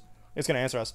Leeks is a bloody bastard, and we'll be doing the world a favor when we finally get him. That'll do. You sure? I could go on. Okay. There's the door. Under the desk worked. So we don't get caught by... I would assume it's Riddell.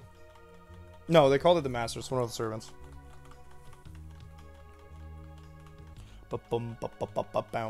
He's in love with pink lips. What did I just say? He's in love with Kid.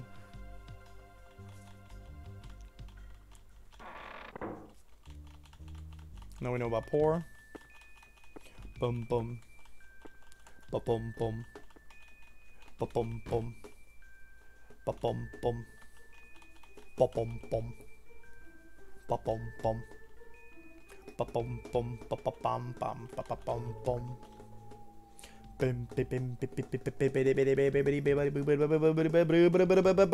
bum. Sorry.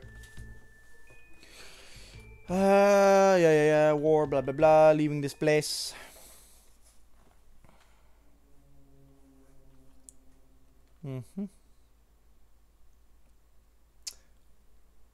Mr. Boombastic. I like what they thought about. I guess I actually don't know where to go from here. We'll have to do different...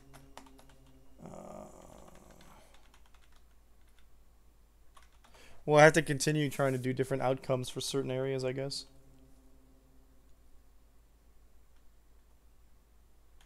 The door. So we found the old lady. Place is a dump. Yeah. It's the clockwork place.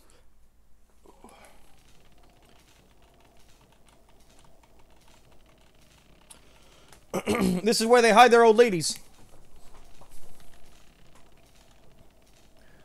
Leave that alone. Bludgeon, is that a Berserk reference?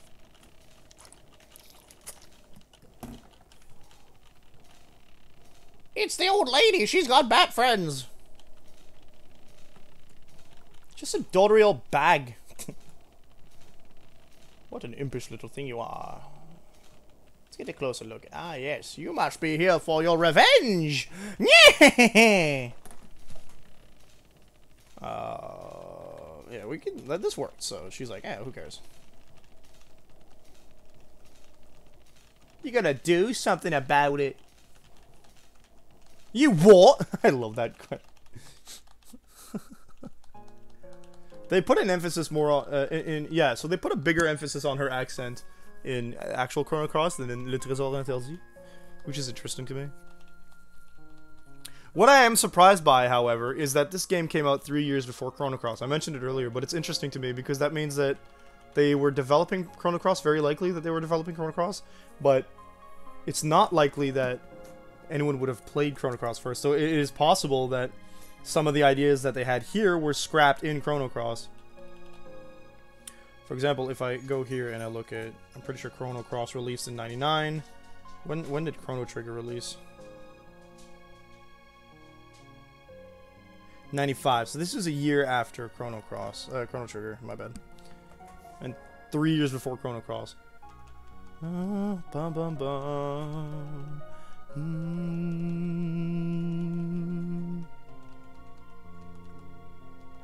I'm just an old bag.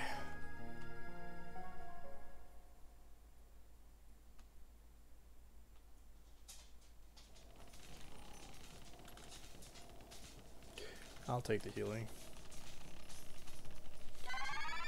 We're not gonna get another chance at it, I don't think. La, la, la, la.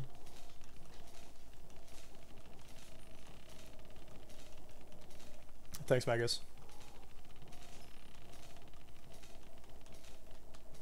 Classic Kid. Okay, nothing new here. We just learned something about Kid. I guess our goal maybe is to learn the most about Kid. Keep going down, right?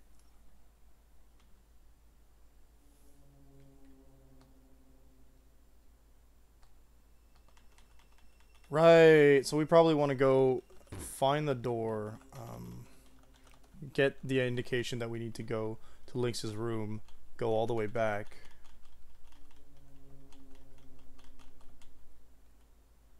Continue on. Now this door is the trap. Through the gallows, we arrived at the top of the stairs. We were greeted by an old heavy door looping in the silence. So if we...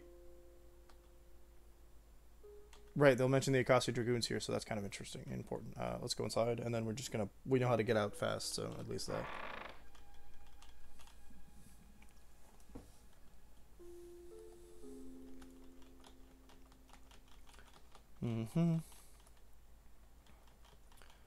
Bloody empty room, might as well. Flagstones. I like that they called it that, but hey. Ow. Blood magic, good stuff. I don't like that you can't have like checkpoints.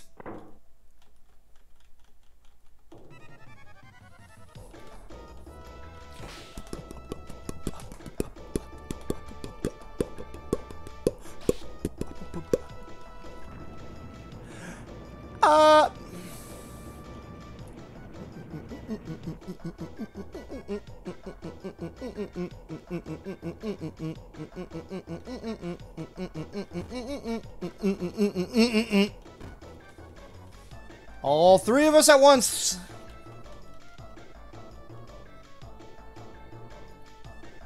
Ba-da-ba-ba-da. Twice. Thrice. Now let's see if we can go back in there.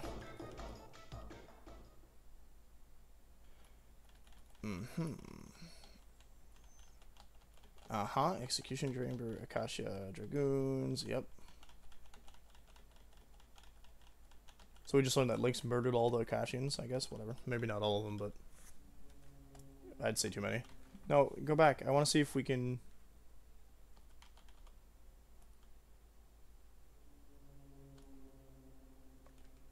No, okay, never mind. We'll go to Lynx's room, see if we can find the key.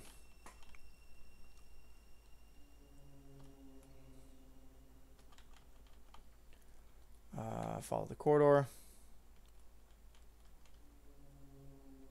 No, Lynx was downstairs. Path split. Take the passageway to the right. On the door.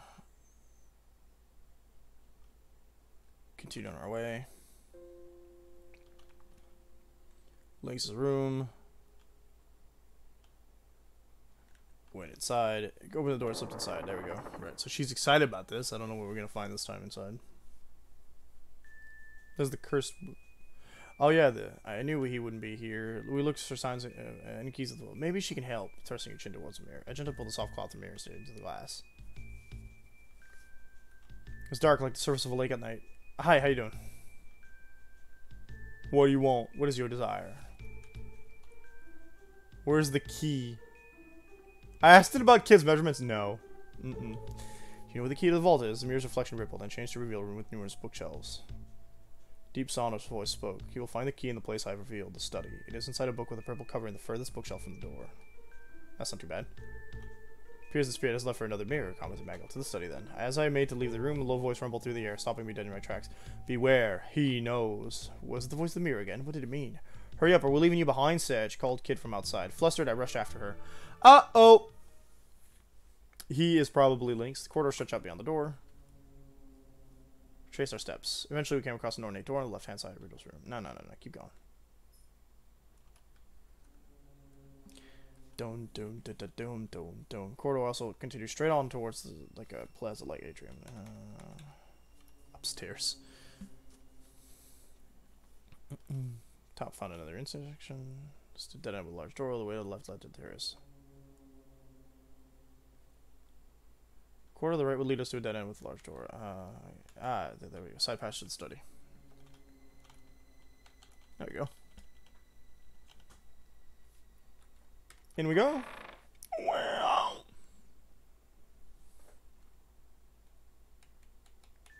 Right, let's find this key. Light on her feet as always. Kid moved into the center of the room. Where did the mirror say it was again? Sedge? She was asking me. How was I supposed to remember?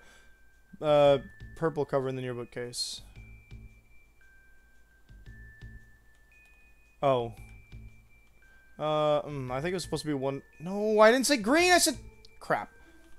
Right, this is the one. Green cover. This is gonna be it. I picked out a book from the lower shelf. Made the box just flicked through pages. Right eyes narrowed like a catch right through the sea. Let's see. Goblin lived alone in a crumbling manor, abandoned by its lord, but it kept the faith and dutifully protected the ancient building, waiting for its lord to return. The day was no different from any other. It stood as posted outside the door, Morningstar in hand. For a long hour, it was overcome by sleepiness, closed its eyes. Thought it would only take a nap for a moment, but sleep would prove to be eternal. Oh dear. The hell am I reading? You think this is a joke, Sedge? As if I wrote the thing. Where's the real book? Book with a purple cover in the near bookcase. Thank you. I think it's supposed to be one with a purple cover in the nearest bookcase. Alright, let's see. So you can take my word for it. Alright, this is the one. Purple cover. Ah, this is gotta be it. She pulled out a book from the lowest shelf, and I right eye narrow like a catch, read the script, which meant nothing to me. Let's see here. Stricken Neo-Epoch was flung into stasis, making an emergency jump without deploying phase shift. Oh, that's important. Major engine damage. Output is at 30% of operating norm. 6 charges remaining into the anti-particle cannon. Shields effective in 16 sectors. L-spin response on the starboard stern. Enemy vessel. Nice Easter egg, by the way. Gadot. That sounds familiar to me. Hurry with the awakening. Scam issues. Make ready for our last stand. What the hell is this? Got nothing to do with what we're looking for. Is this another one of these stupid jokes? As if I could have predicted what the book said. Oh, I'm talking to you. Where's the real book? So it's the other purple one. Far. Ah.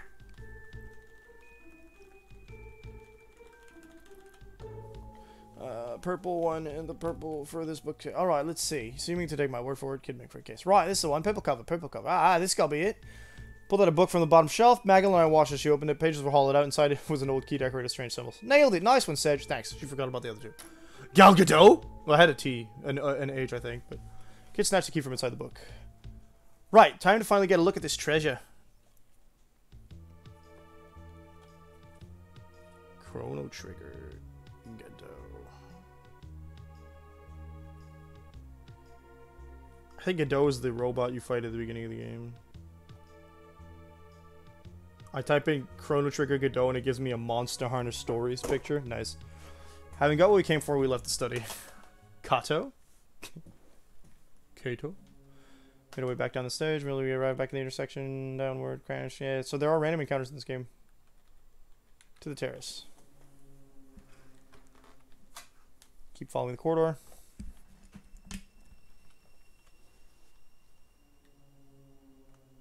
Clock tower. No, keep going.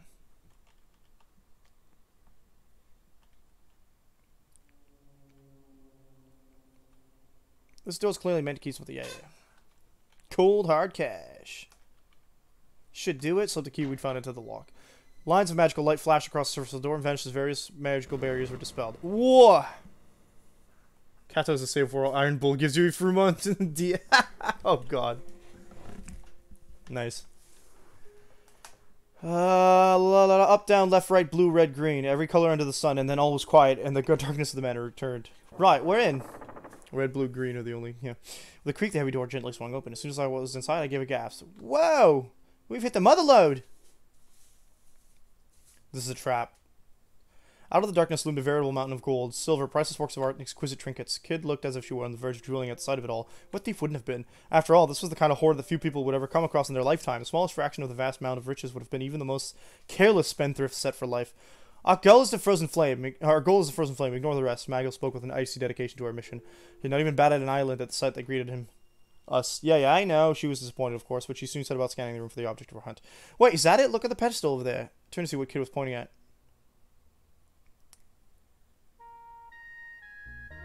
This is the treasure thing.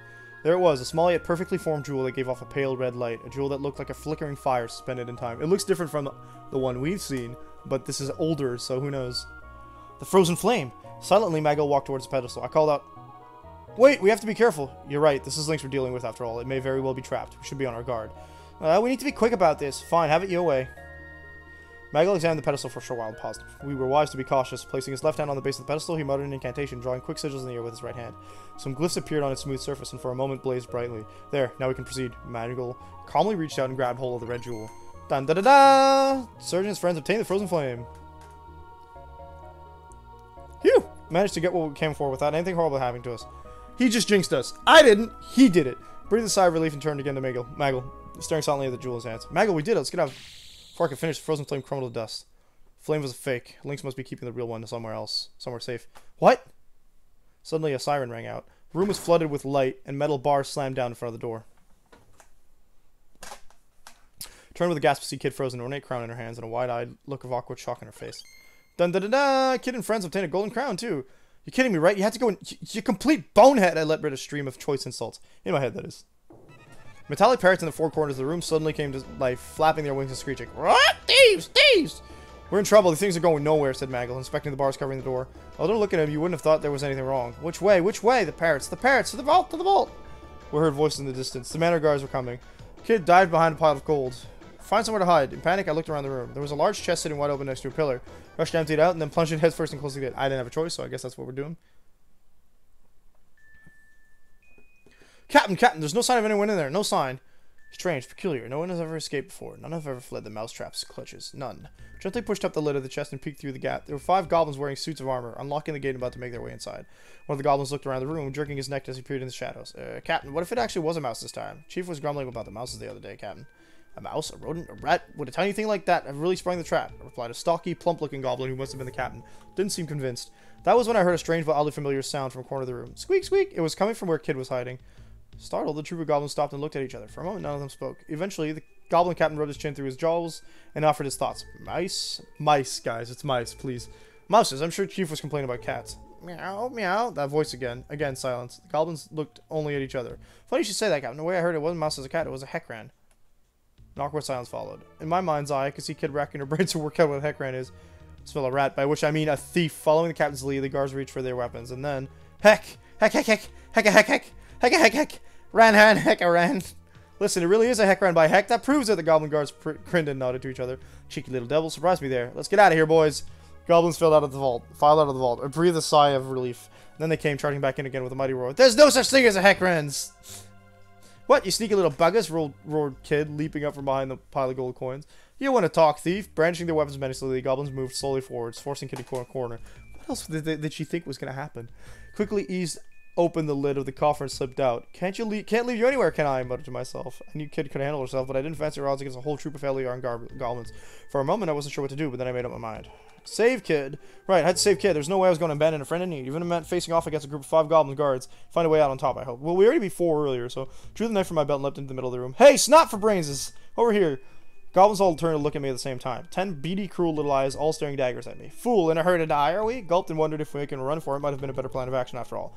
Humans are so stupid, the goblin captain chuckled and licked his teeth. Yep, this one's got a death wish, all right. Who else would be so stupid as to come after Lord Lynx's treasure? Ha, that's a first being called dumb by a bloody goblin. Try acting tough when you're crying to your mum later on. Judging by Kid's response, she wasn't feeling massively threatened. You tell her it was Kid who kicked your teeth in. So you're Kid, are you? The sneaky little slippery little thief we've heard so much about. Goblin narrowed his eyes. Lord Lynx will be thanking me from now on. Until in my retirement when I bring him your head on a silver platter. Goblin Captain pulled his morning star from his waist and started swinging. You don't know who you're messing with. We ain't no ordinary goblin, sweetheart. When Lord Lynx is elite guard, the goblins that gobble other goblins. That's right, the Gob Squad! Quit shooting your mouth off and let me stick a boot in it. And with that, Kid launched it to a lightning-fast spinning kick. Boot connected with the side of Goblin's head with a crack, sending the creature tumbling to the ground. Get him, lads!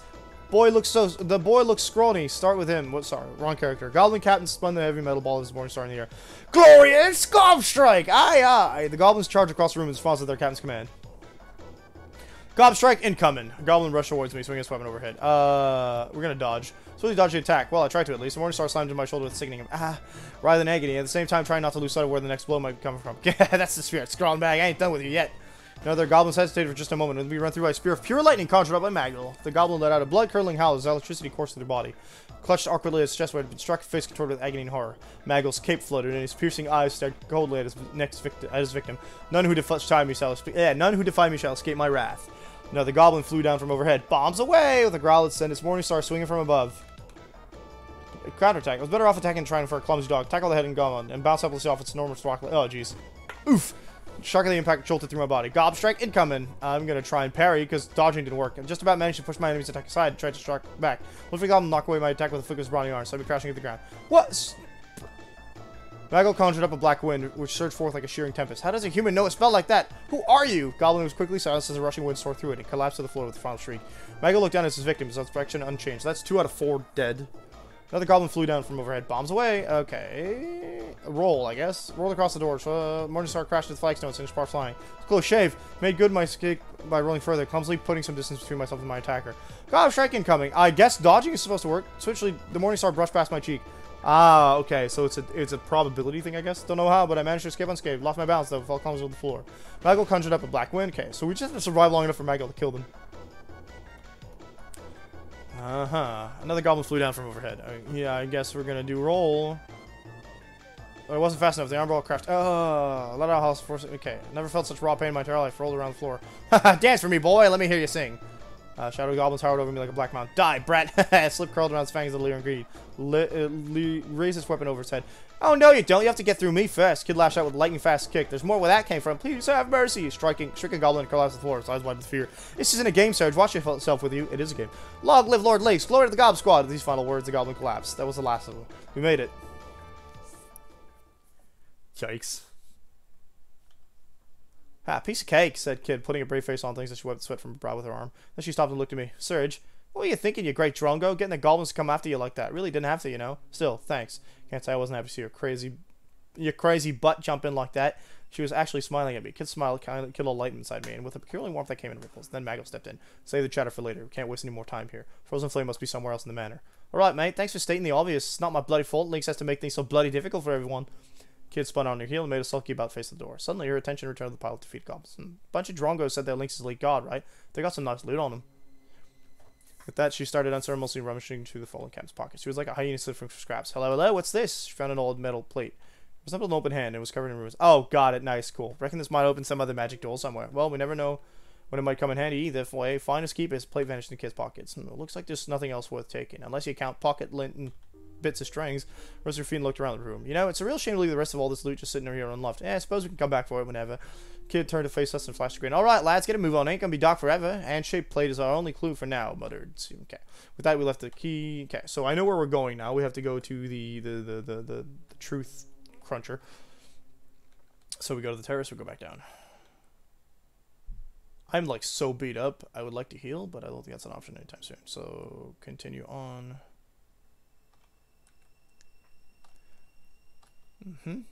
Keep following the corridor. Path to the right, led down the stairs. Dark passage, main corridor. Okay. Down the stairs. It's towards the atrium.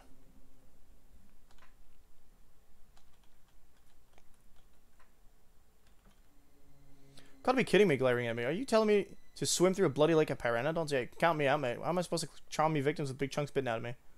Guess you had a point. Here's a better plan. Why don't you get back to Beardy and try sticking something down his gulp? Yeah, that's the point. Sure. She pulled out her bundle of odds and ends.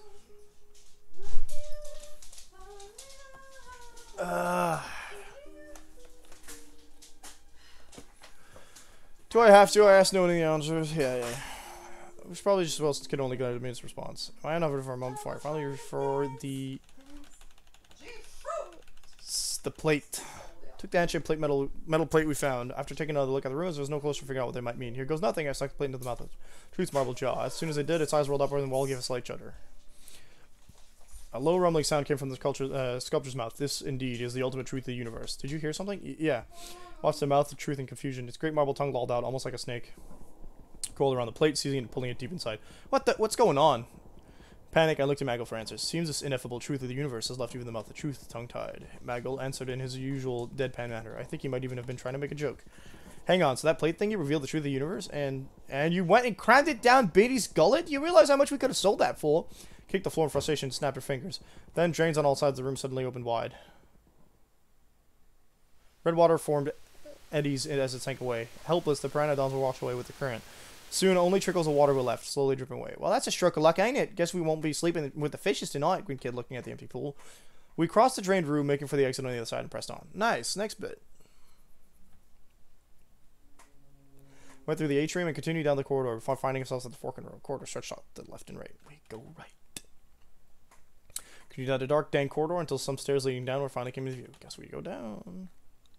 Crept down the staircase, sunny deeper into the shadows. Went bottom. We found ourselves in another intersection. Dim, narrow passages, left and right. Keep going right. Followed the corridor for a while before coming across a small door. Get a whiff of that. Something smells good, whispered Kid. Go inside, I guess. Oh, hi. Open the door. Kitchen? Blind is a small kitchen. Must be for the servants, commented Maggle. I scanned our surroundings. Basin for washing dishes, cooking utensils, some food made ready for tomorrow, and a mouse trap. Looked like any other commoner's kitchen. Kid walked over to a large pot filled with food and peered aside. Looks like tomorrow's lunch. Want to try some, Serge? Yeah. Timidly I peered into the pot. Looked like stew and didn't smell bad at all. Almost inviting. Scooped on with a ladle, brought it to my mouth. Ooh. It is delicious. Stuff's delicious. You should grab a bowl, Kid, I urged between bites. It was looking at me again, staring at me intently, in fact, like she was searching for something. Oh, you ain't got going green or nothing. Guess it's safe. Alright, let's have a try. Licked her lips in anticipation, swiped my spoon out of my hand. Fancy a taste, Mag? No. Kid grabbed a bowl from nearby and began spooning out more. I did the same. We ate our fill. The stew was so warm and felt as though the magic of fresh home cooking was easing my wounds somewhat. Suddenly a little voice rang out. You there, the young man with the braid. Kid froze. The young man? Boy, who you calling a bloke? Kid barked angrily in the direction the voice was coming from. Mouse was looking at us with eyes like saucers from the inside of a mousetrap hanging from the wall in a corner of the room. Oh, I'm sorry, you're a young lady. I see. Mouse bowed its head in apologies. Please, kind young lady, you must hear me out. Mouse put his paws together and stared pleadingly at Kid. I left the nest to find food for my mother. As you can see, I managed to get myself caught in the trap. If you leave me here, I'm surely be eaten by goblins. Kid eyed the little creature suspiciously. Eaten by goblins? Wait, that's stew. Putting two and two together, Kid ran for the stink. I beg of you, please free me from this trap. My mother's sick and she'll be terribly worried about what has become of me. Mouse was clearly begging for its life, but there was a little odd glint in his eye. Kid was at the sink. Blah. Blah. I'm never going to get the taste out of my mouth. I'll be bugging if I'm hanging around here any longer. Kid had returned from the sink, only snapped off towards the door. She's looking very green around the gills. Kindly young lady, I don't suppose you could free me first? You got yourself into this mess. You can sort it out yourself. Kid all spat on the ground as she left the room. Mouse's eyes welled up as it looked at me. Young man, please, you're my only hope. Yeah, fine. I'm unable to bear it. Staring. Okay. Lifted the cage, opened the door. Mouse bounded happily out from inside. Wicked chuckle. You poor naive fool. His body began to balloon massively in size. Oi, Sedge! What are you doing it? Kid stopped in order the moment she opened the door. Oh, jeez, what are we fighting now? Bugger me, a griffin! An enormous creature stared balefully down at us. Idiot humans, my mother is not sick, but yours will be when she sees what I've done to you. Good going, Sedge. You bloody liability you are. Okay, maybe I made a mistake, but you didn't have to rub it in like that. It's loud. Griffin gave an almighty cry and leapt right at us. Where's the sharp talons sliced through the air, raking down on me. Timed. Blow never came as Griffin suddenly lost balance and came crashing to the ground. Oh, bother. Too hungry to even fight properly. What on earth? Breathe a sigh of relief, running a hand down my chest. Interesting. Alright, little mouse. Now it's time for the real show to begin. Kid walked up to the griffin, cracking her knuckles. Gulp. Please, kind young lady, this is all a misunderstanding. Terrible misunderstanding. Panicking creature leapt to his feet. You can't kill me. I have useful information. If you let me go, I promise I'll tell you everything I know. Everything. Yeah, I know how much a promise from the likes of you is worth. Kid took another step towards the griffin, not skipping a beat. Please.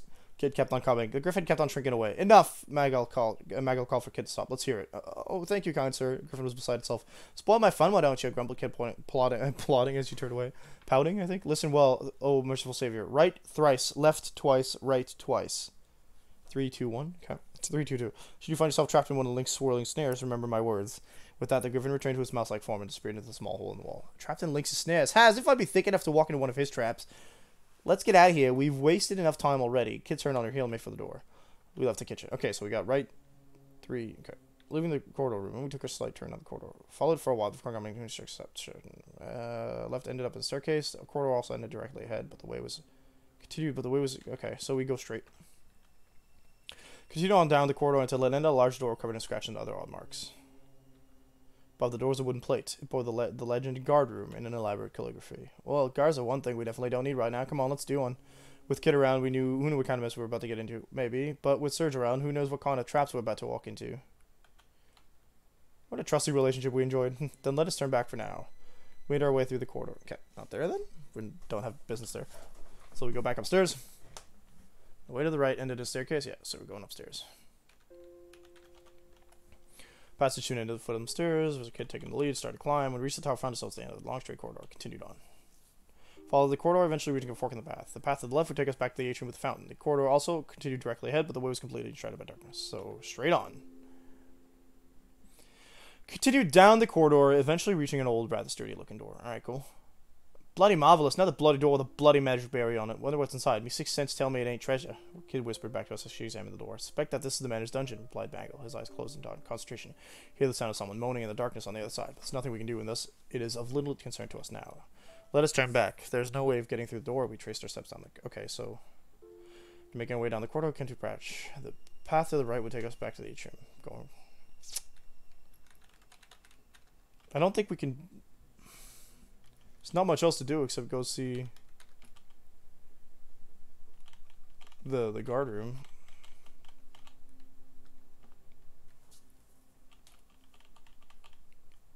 Yeah.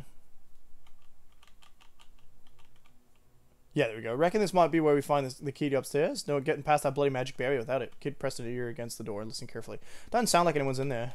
Well, no choice. Inside. There's no other way to go right now, so open the door. Kid had seemed complete silent from the inside, and so we thought it would be empty, but inside was a lone goblin. It was sitting in a chair with a book in his hand. A light steam drifted from the teacup on the table in front of it, and with it a delicate aroma. We're gonna do assassination? Jeez. Goblin peered at us curiously over its spectacles. There was something different about this one. I could tell as much as a glance. Heavens, how rare it is to have guests. Heavens, how well spoken for a goblin. I could only feel dread and suspicions at the sight of him nonetheless. Sorry, mate, we're not your guests. Cough up the key to the dungeon if you want to live. Kid slammed a knife into the table to illustrate a point, but the goblin didn't so much as flinch. Ah, you must be Kid.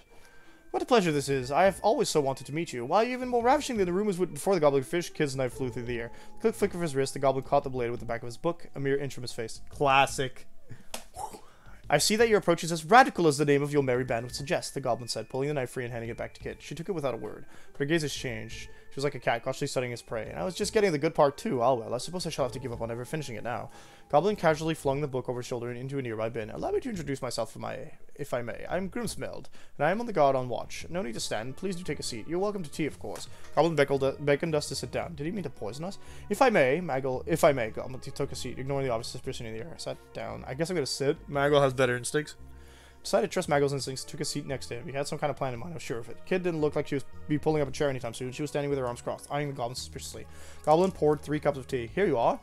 Without the slightest hint of hesitation, Maggle took his teacup and lifted it to his lips. He slipped, then placed the cup back on his saucer.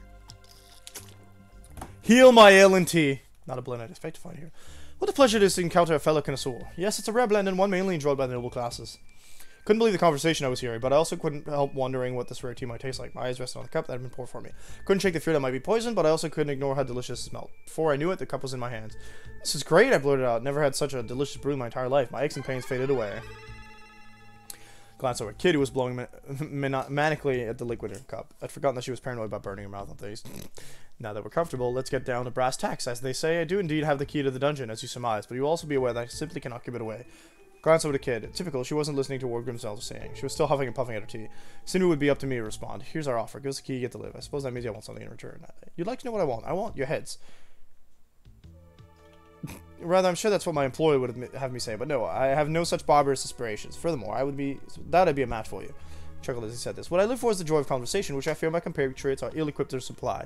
Perhaps you might have one or two rippling yarns to share? Grinning, he added. I'm sure notorious thieves such as yourselves might have more than a few thrilling tales up your sleeves. So he wanted to hear a story. That seemed a more than fair price to pay for the key. I closed my eyes and thought, aha, I know just the story. How did it begin? One night a young girl was walking alone in the forest, and then... searching for a golden sunflower, the only way to cure her... yeah. Then, she walked and walked, but the sunflower was nowhere to be found. The poor girl went without food for 3... okay. The fragments I remembered seemed about right. There was only one way the story could end. I took a breath and began my tale. One night a young girl was walking alone in the forest. She was searching for a golden flower, and the only way to cure her mother's illness. Walked and walked, the sunflower was nowhere to be found. And then... in her moment of darkest despair, she saw a brilliant light. It was none other than the golden sunflower. She saw it. The young girl gratefully pocketed the sunflower seeds. These will surely save my mother, she thought. She rushed home to give them to her, and her dear mother was hale and hearty once more within days. They all lived happily ever after. That was beautiful, wiping a tear from her eye. Not quite what I was expecting, not the most riveting tales, but I suppose it will do. The key, as promised. I took it from Grimsmeld's hand. Something didn't seem right, though. Was he really going to give up so easily? Was it really alright to trust such a strange goblin? Grimsmeld seemed to notice my suspicion. He leaned back into his chair, looking at the ceiling. When I was a young Tyrell, a brave as stupid a goblin, I once served General Viper, who was the lord of this manor until his betrayal by Lord Lynx. Despite my boorishness, Lady Riddell always saw something in me worthy of praise. Wait, Riddle? What's Lynx's adopted daughter got to do with anything? Oh, you didn't know? Riddle's great father was none other than General Viper himself. Ah, there you go. What? Lord Lynx spared Lady Riddle's life so as to not snuff out that of the frozen flame. It's an uncanny stone, you see. It has a life of its own and some kind of spiritual bond with Lady Riddle. Ah, she's the arbiter in this one, okay. If only there's some way that I could free my lady from this manor. Alas, I alone am powerless to do any such thing. Of course, I would have no qualms if, say, you were to topple the usurper. I assume you intend to? Slay the old beast, I mean. It was a strange inquiry to make so casually. Well, if it comes to it, it was more than a little taken aback by the direction of Grimmeld's question. Never expected to find one of Lynx's own guards asking me something like that. Suddenly we stepped aside. Not if it comes to it. We're gonna kill him tonight, and I'll kill him good. It was Kid, of course. And in exchange, I'll have some more of that tea to take with us. Kid held out her hands before Grimmeld could offer an answer. I suppose I have a bag I can share. Grimmeld shuffled awkwardly and received as he retrieved it. As ever, I was impressed at how Kid's uncompromising attitude and willing to speak her mind seemed to always get her what she wanted. Bonza, sit tight and leave the rest to us, mate. Sewing the bag in her pocket, Kid took the job. You can trust me, I'm the girl in my word. That might have been the biggest lie she'd ever told. Right, let's get moving. She made for the door with a spring in her step. We left the room and Grimsmeld behind. Okay, to the door!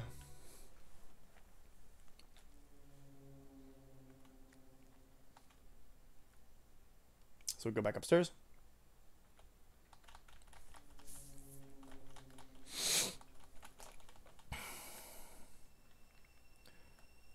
Lift take a passage atrium. Going to take us to the old sturdy door. To the right.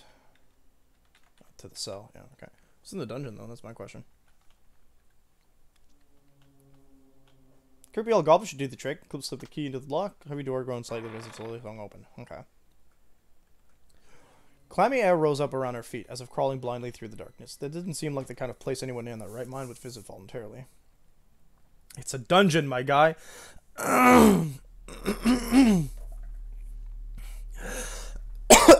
Sorry. Pushed the heavy iron door the rest of the way open and stepped into the darkness. There's a row of cells, all locked behind iron bars. 1, 2... Oh, Gulliver, Melgid, Zorindar. Please forgive me. Forgive me, please. Please forgive me.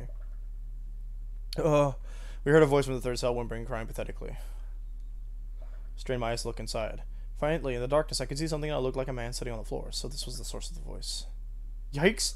Oh, you alright, mate? Called it the figure. Forgive me, it's all my fault, it's all my fault. The Dragoons never deserve this. Oh, it's Radius? Is it Radius? General Lady Riddell, oh, forgive me, I beg of you. The old man didn't seem to respond to us at all. He only sat facing the wall, begging forgiveness. Who knew for what? Hello, can you hear me? Try again. There'll be no getting through to him. His real self will have long since retreated inside the shell he has created, said Maggle, cutting her off. Shell, what do you mean? I asked. He's built a shell around the core of his psyche in order to shield himself from the truth. He's running from something terrible. He has seen something, or been through something, or has done something. And so he has created his own world on the inside as a final refuge, the outside world lost to him forevermore. I looked at Maggle in surprise. I had detected a hint of unspoken sadness in his words. For some reason, he was looking at Kid, watching over her as she stared at the man itself. Seeming to notice my gaze, Maggle turned back to face me, assuming his usual emotionless expression once more. We live in a world of sorrow and foolishness. It's only inevitable that some will try to escape it. Despite his harsh words, his eyes retained a certain softness, his steely gaze giving way to a gentle light. Do you understand? I think so. Gave a slightly evasive answer. You seem confused. I don't blame you. You'll come to understand eventually. Mago looked at me and kid. Huh? What's that all about, I wondered. We're not going to get much out of him. He's miles away. Let's just leave him be and try someplace else. Kid made for the door of the dungeon. Wait, Mago called. Must find some way to get this man to speak. What for? I mean, he's speaking already. Just none of it makes sense. What are you after? Some things he said piqued my curiosity. He mentioned the Dragoons and Bredel, too. So, you said the Dragoons are ancient history, snapped Kid. Besides, how can we trust anything he says? He's clearly gone off his rocker. She had a point. The old man had long since cut his ties to the real world. What did Mago expect him to say? Without missing a beat, Mago replied, we simply have to bring him back to reality. How are we going to do that? You want me to do a little dance for him or something? See if that gets his motor going? Please don't. No, please don't do that. The words were out of my mouth before I could stop him. What are you saying? Her eyes narrowed threateningly. You don't think anyone wants to see me dance, is that it? No, completely opposite. In fact, actually, ignore me. Nah, this should be good. Enlighten me, why don't you? He's right. It won't work. And just like that, Kid's fist was flying towards Mago's face. Instead of, what the heck? He dodged the blow with ease and carried on as if nothing had happened. We must break through the shell he has created and drag him back to the real world. In order to do that, we'll need some kind of key. Something that will reach him even through the barrier he has erected. Yeah, where are we going to find this key? Asked Kid suspiciously. I don't know. There's someone in this manner who can tell us. You don't mean... You're not talking about Riddle, are you? I am. Alright, fine. Don't know what the heck you expected to tell us, though. Turn on her heel, made for the door. We left gibbering old man. Okay, so... It's at Riddle's room. Kid has no sympathy. Followed back out to the corridor. Came to the branch of the path. Press to the right. We take us to the atrium. I guess we have to cross the atrium. Pressed on. Soon the entrance of the atrium came in view.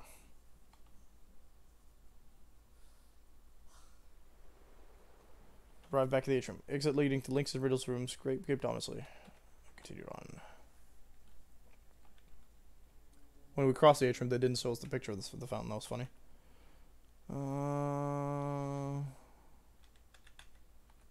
Continue onwards. Eventually came across Ornate door. That'll be Riddle. Inside we go. Hello, Riddle. I have a question for you. Link's murdered your father. Found ourselves in a tidy. Yeah. Someone there came the voice of a young woman who shrank into the shadows. That's what she looks like here? One appeared from deeper within the room. She was lightly made up and had a gentle, unthreatening air. It was Link's daughter. Strange, I'm sure I heard someone. I was at a loss as to what to do for a moment. Before I'd had time to do much more than hold my breath, Kid had already darted over. Thrust her knife out, stopping the blade only a hair's breadth from the woman's neck. Where's the frozen flame? Answer me. Her voice came out in a harsh growl. Rushed in to hold Kid back before she hurt the poor woman. Kid, do we really have to do it this way? Shut your trap, Sedge. Riddle couldn't help but giggle as she watched her bickering. What are you laughing at? Kid shot Riddle a harsh look. It's just, you don't seem like thieves at all. You little, you want me to cut you, girl? Be surprised if that knife could cut anything. For a moment I felt faint, imagining Riddle on the floor, covered in blood. But then clang, Kid had thrown a knife to the floor and saw that it was only a letter opener.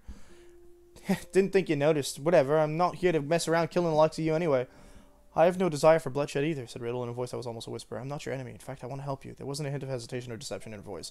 Let me guess, you're trapped in the Manitou? Riddle only lowered her eyes sadly in response to Kid's question. The frozen flame should never have been allowed to fall into Link's hands. Riddle spoke quietly, but deep emotion clearly underpinned her words. The flame was once the property of an ancient kingdom to the north, who kept it for generations. It was said to have the uncanny power to guide people and change history itself. After the kingdom fell, the flame changed hands countless times, until eventually it came into Father's possession. That was before I was born. Sometime later, Lynx became aware of the flame's true value and approached my father under false pretenses of friendship. Not a soul suspected what his true intentions were, and then, on that horrible day, he destroyed everything. He killed everything. Riddle shook her head and then buried her face in her hands. I don't care about the frozen flame. I don't care about that stupid accursed stone. It means nothing to me. I just want to take it away from Lynx and smash it to pieces right in front of him. Only we can make that happen. Riddle looked up with surprise as Mago spoke. No one else in the world can seize that jewel from Lynx. Riddle stared speechlessly, and then in a low voice she whispered, What can I do to help you? There's a survivor of the Akasha Dragoons in the dungeons who we want to help. If we're out to help him, we need your help, said Mago, taking a step forward. What? That man is a traitor. It's because of him that Zora?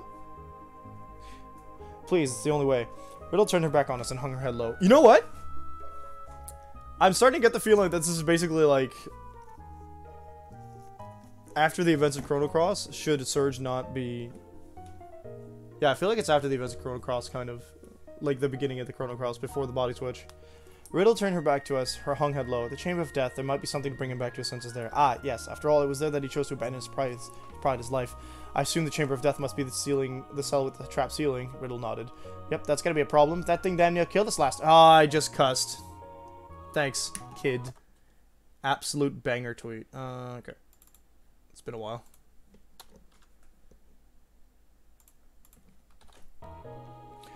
You'll need to take the Iron Lancer with you. Oh, there we go. It is a sacred sword said to have been forged by an ancient sage, and assisted blade of the Crimson, cursed Masamune.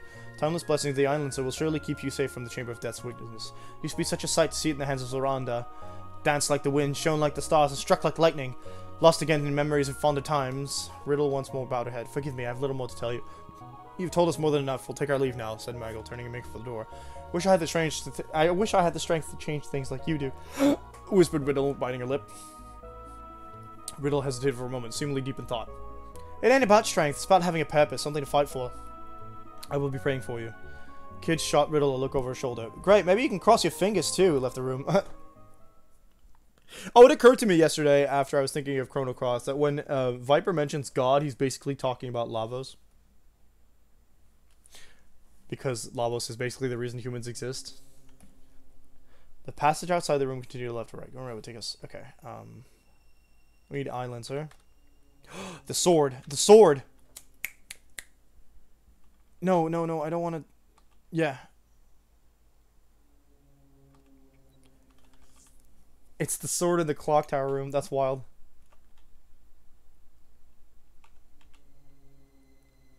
Towards the terrace.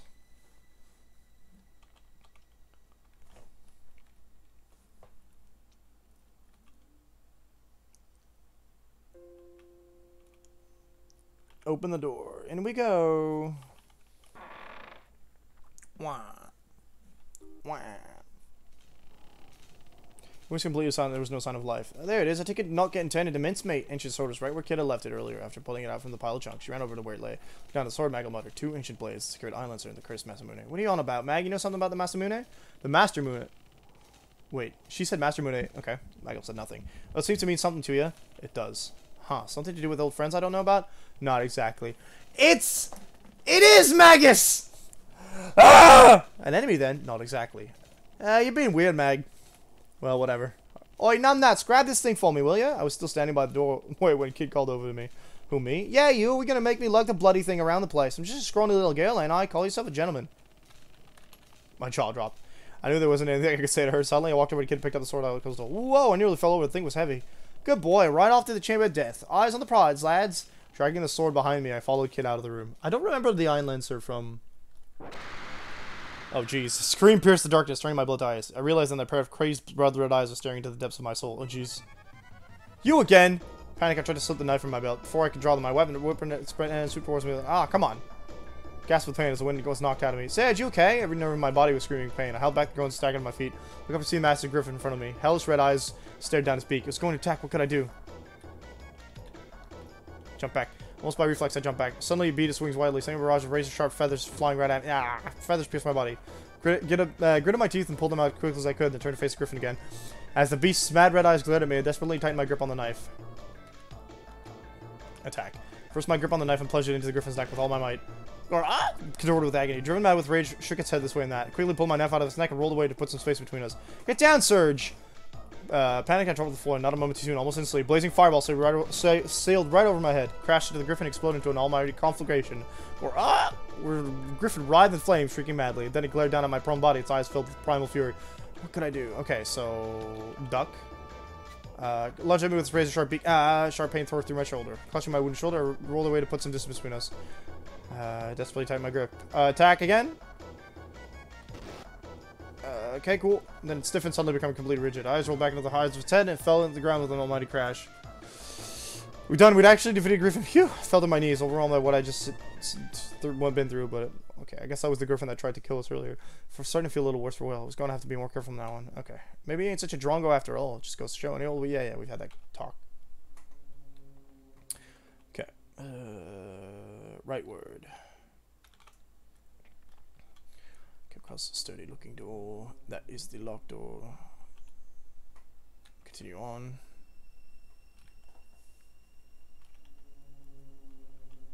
Here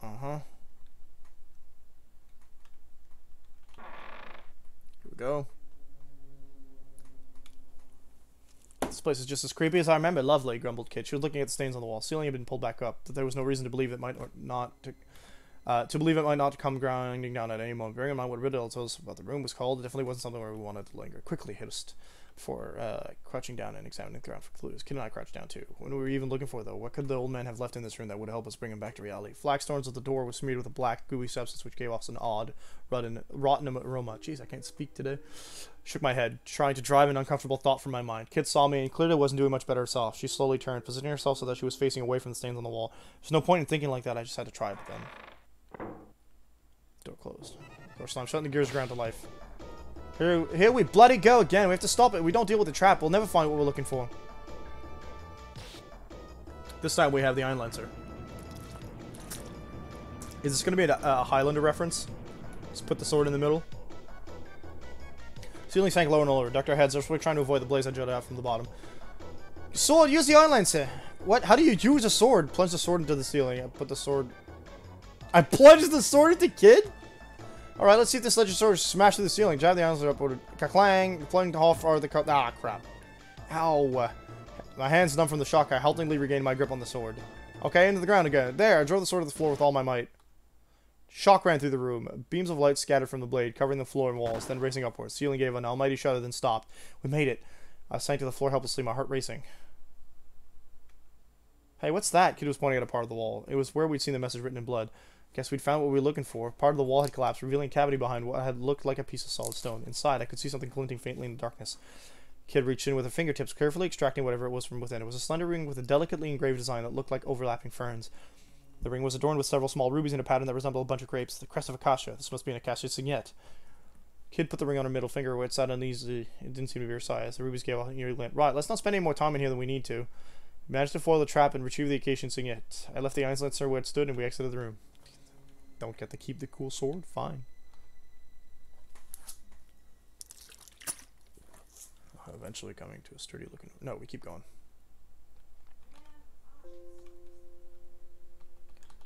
This will be the clock tower. Short walk terrace can be viewed. Keep following the corridor. Have to go all the way downstairs. No, wait. Path to I think we're supposed to go down. Yeah, down the stairs, then past the atrium.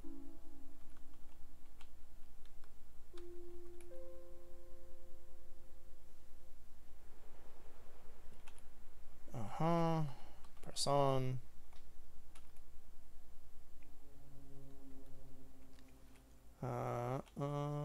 Towards the dungeon. What's that? Jabbed her finger at something in the darkness. I could see a pale white bundle of something shaking in the shadows. That's strange. I moved in front of Kid to try and get a better look. Suddenly, the strange presence started crawling across the floor towards us at an unbelievable speed. I didn't have time to brace myself. White figure reached my foot, then reared up at its full height. It's a Skelecron! The skeleton and I stood face to face, its empty eye socket staring straight at me, or seeming to at least. What was I going to do?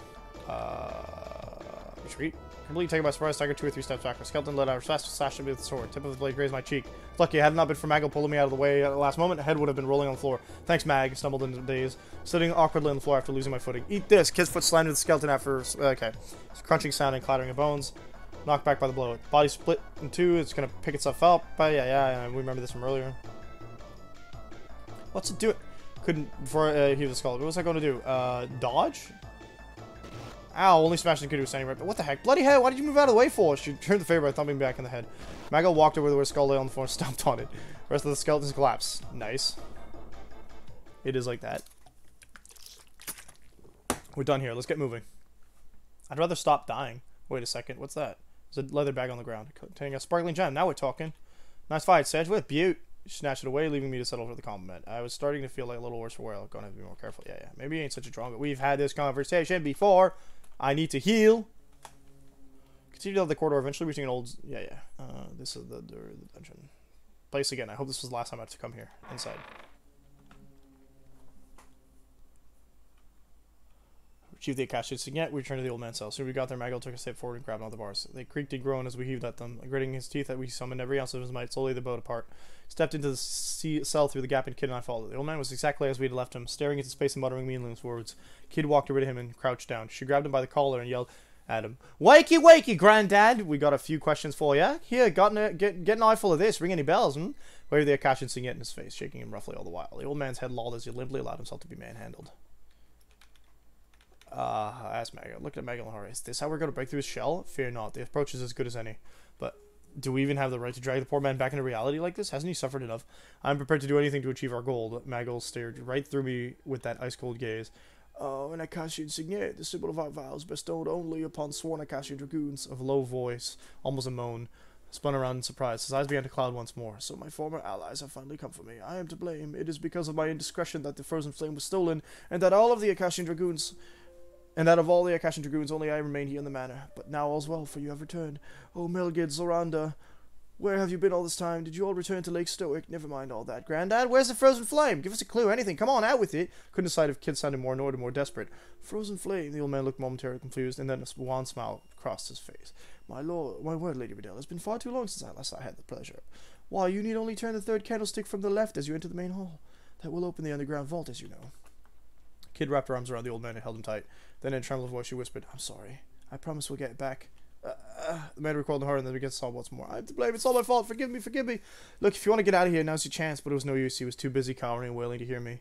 We're done here, Sage. We can't help him, and there's only things that we need to be doing. Thank you, I whispered to the old man before following Kid and Magal out of the dungeon. After making our way down the dark corridor, we came to a branch. The main hall, he said?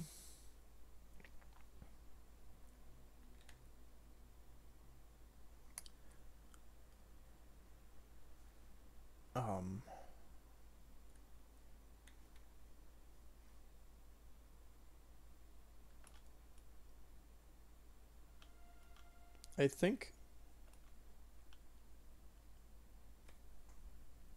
the main hall was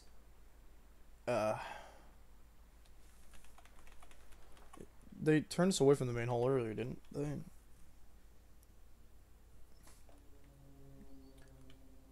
Yeah, some stairs leading upward directly where we stood.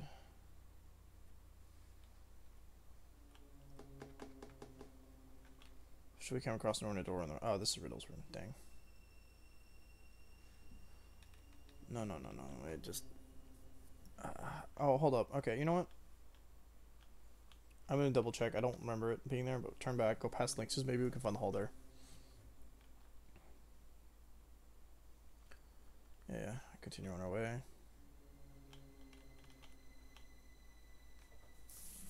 Links of the room. Okay, no, so... It's not that. I'm afraid of accidentally picking a fight. Continue on our way.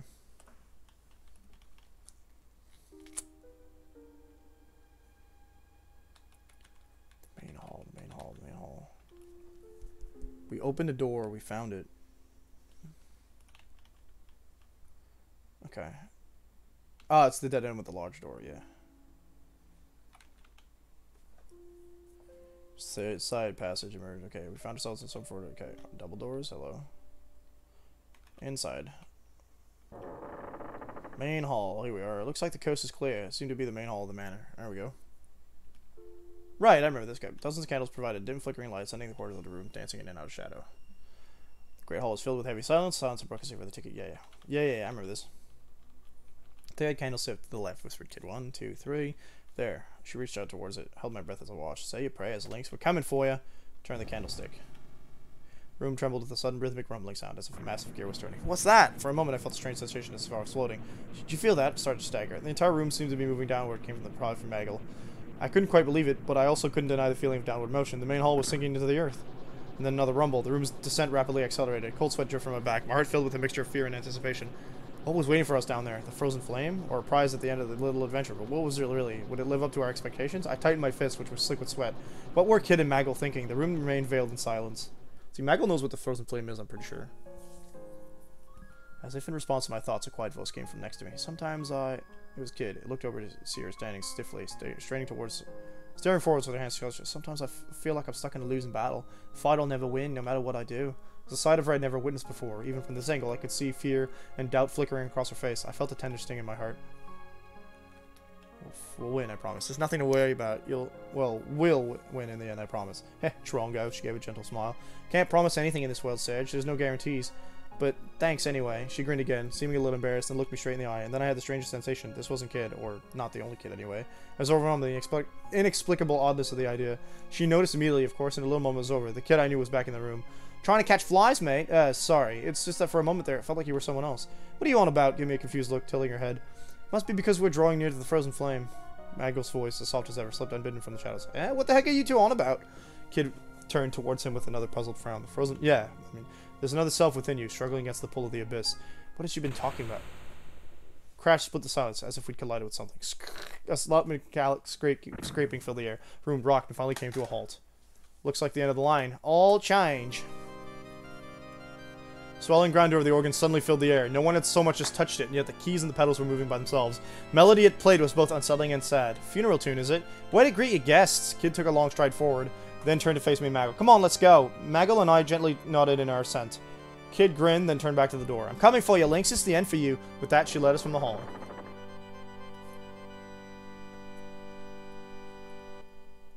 We continued down a long, dark corridor, the walls slick with condensation. The air was thick and heavy, as though ripe with the stench of death. Were we really getting close to Link's hidden vault at last? And was there any turning back now for any of us? There was something strange about Kid that night. Maggle didn't seem to be his usual self either. To begin with, it was vanishingly rare for him to speak so much, let alone to show any kind of emotion. What happened to make them change like that? Unable to take the silence anymore, I decided to speak. I had to ask the question that had been on my mind all this time. What is the Frozen Flame? Is the Frozen Flame really just a jewel? There was only silence in return, and then when it seemed like no one would reply at all, Maggle spoke. His little voice echoed in the corridor. It is a sacred stone that cures all ills, heals all wounds, and grants eternal life. Or so some believe. Aha, he knows exactly what it is. In truth, it is part of a tremendous rock that fell from the skies long, long ago. Rock was the source of hitherto unknown power, with which mankind's hidden potential was unlocked. You could say that it was humanity's dreams made manifest. But it is not always good to have one's dreams come true. Many were bewitched by that great power. Some were led astray by it. It even led to a kingdom's ruin. Zeal. A kingdom once prosperous, yet now little more than fragments and dust, its name's lost to history. For a moment, I thought I heard a hint of pain and sadness in Maggle's voice. It's totally Magus! I knew it! Maybe it was just my nerves. Wait, how do you know all this, Maggle? He said nothing. He only stared at me with his piercing dark eyes and then continued on in silence. For a while, only the sound of footsteps echoed in the corridor, and then Kid gave a doubtful hump. Look, I don't know if all this stuff about the Frozen Flame is true or not. It's neither here nor there to me. She raised a fist. We're here to settle score with Lynx by nicking the thing. That's all I know, and that's all I want to know. What had Lynx seen in the Frozen Flame? Why had it been worth risking so much for? We trudged down the dark passageway, each of us alone with our thoughts. Concentrating on my footsteps lessened the burden of my worry somewhat, and I felt a renewed vigor to a degree. Okay, we get a mild heal, I guess. Suddenly, Maggle stopped in his tracks. Wait, huh? Kid turned around, puzzled. Just then, a powerful light surged across the floor, and a ring-shaped sigil appeared. Curses! A blood circle! Kid and Maggle were at least quick enough to try and jump clear, but they weren't quite quick enough. The three of us were trapped in a circle of blinding light. Nice.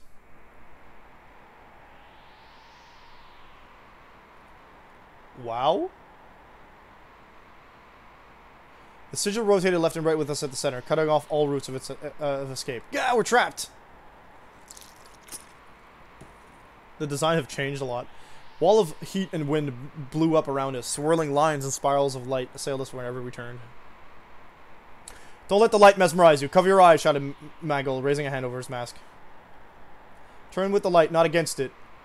There has to be a way. Oh, right. What? I barely even understand what's going on. Kid's elbow brushed against the wall of light surrounding us, sending sparks flying. Be careful. Merely to touch it is more than enough to harm you. Stay well back. Slowly turned my body to follow the movements of the light, looking for a gap to escape through. I turned right 3 times. 3 steps to the right. There, I see it. That's our way through. Found a gap in the wall of light and carefully walked through it. Kid, Maggle, this way. We managed to get through the barrier unscathed, but we weren't out of the woods yet. There was still another wall of light swirling great wind in front of us. I turned my body to follow the movements of the ring of light, looking for a gap to escape through. It's left twice. 2 steps to the left. There, I see it. That's our way through. Found a gap in the wall of light, carefully walked through it. Kid, Maggle, this way. Okay. We weren't out of the woods yet. There was still another wall of light. Okay, now it's right twice, if I recall correctly. So right. There, I see it. That's our way through. Gap and carefully walk through. Maggle, kid, this way. Yeah, here we go.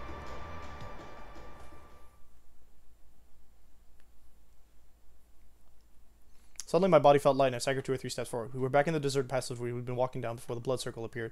Sigil had vanished from the floor and everything was silent, as if nothing had ever been amiss, and then I looked up.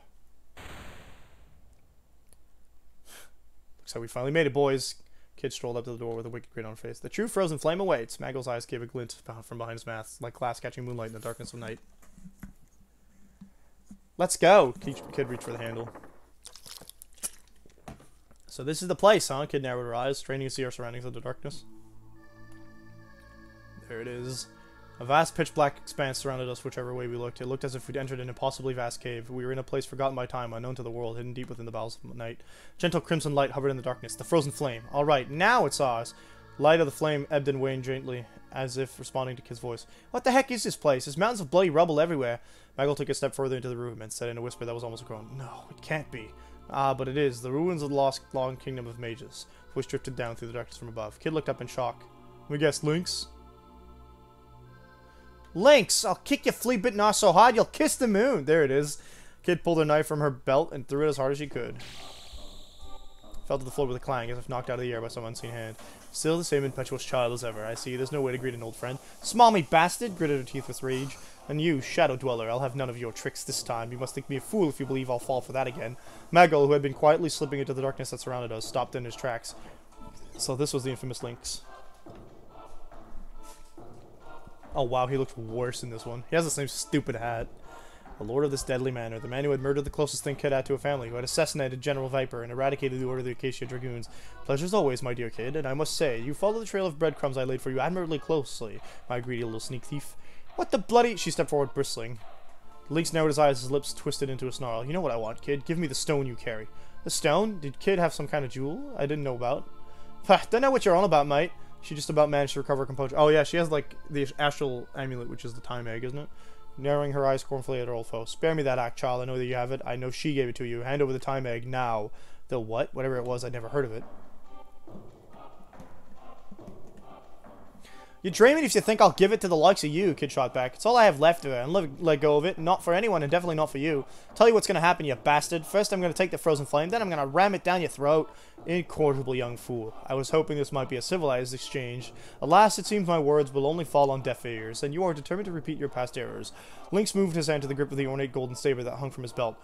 Last time I showed you mercy and let you leave with your life. That was a mistake, one which I mean to correct. Surge, Maggle, stay back. Kid took a step forward, glaring at Lynx, her gaze unflinching. This ends here and now. You'll pay for what you've done. You'll pay for what you did, Luca.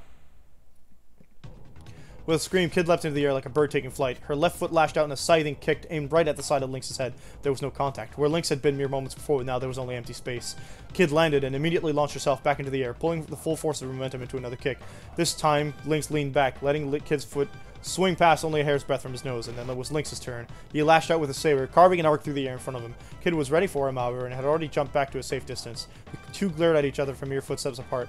At least you had the decency to prepare a little better than last time, Lynx purred. A red line appeared on Kid's cheek, slowly coalescing to a drop of blood. Kid! In a flash, she launched herself into yet another attack. Lynx dodged to the side, which then made to strike her with the hilt of his saber. Kid moved awkwardly to avoid the attack, losing her footing, and then Lynx was on her like a bird of prey before she could fully recover. There was a gasp and cough as Lynx drove his knee into the pit of her stomach. Kid collapsed. A steady stream of red dripped from her lips. Will that be all, girl? Lynx gave Kid a merciless kick to the side, sending her flying. She landed on a pile of rubble, her body rolling until she hit a stone pillar. There she lay, lifelessly still. Kid! Kid! I screamed her name as I charged toward Lynx, but Maggle was there already. Flew through the darkness as part of the shadows before crashing down on Lynx like a bolt from the blue. Lynx jumped back and countless threads of light flew from his fingertips toward Maggle. With a droning hum, the thread of light surrounded Maggle, crossing over one another. They spread to form a lattice of light that gave off a blinding glare, and trapped Maggle where he stood. What is this? Maggle staggered and groaned, attempting to shield his eyes with his hands. It's a simple enough spell, my shadowy friend, for those inclined to learn it, and one which, sadly for you, leaves you no darkness in which to hide.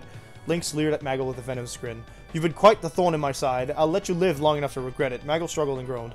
Had to do something. Kid and Maggle needed me, but what was I gonna do? Challenging. Don't see myself winning. Whoops. Lynx had started making his way over towards Kid while I paused in indecision. What's the matter, Kid? You were so bold for only a moment ago. Aren't you going to keep me entertained? Lynx licked down his nose at Kid's broken body. Now do you want me to give you the time to give me the time? I can still be civilized about it. I'm of course a gentleman. It pains me to have to see the fair maid is valuable by force, even if the fair maid in question is in fact a filthy little street rat. Wow, he's far. Pressed his boot into the kid's head. I could hear her voice, faint and breathless. This Lucas Stone's not yours. I'll never, never give it to anyone, and no way I'll give it to the likes of you. Couldn't let him get in closer. What was I gonna do? Run the kid. Kid, I ran over to where she lay. She was flat out, still collapsed where she had fallen. Blood still ran from her mouth. Kid, say something. Crossed next to her. She groaned, and then she began to stir her face with Sedge. It's okay, kid. I'm here. How touching.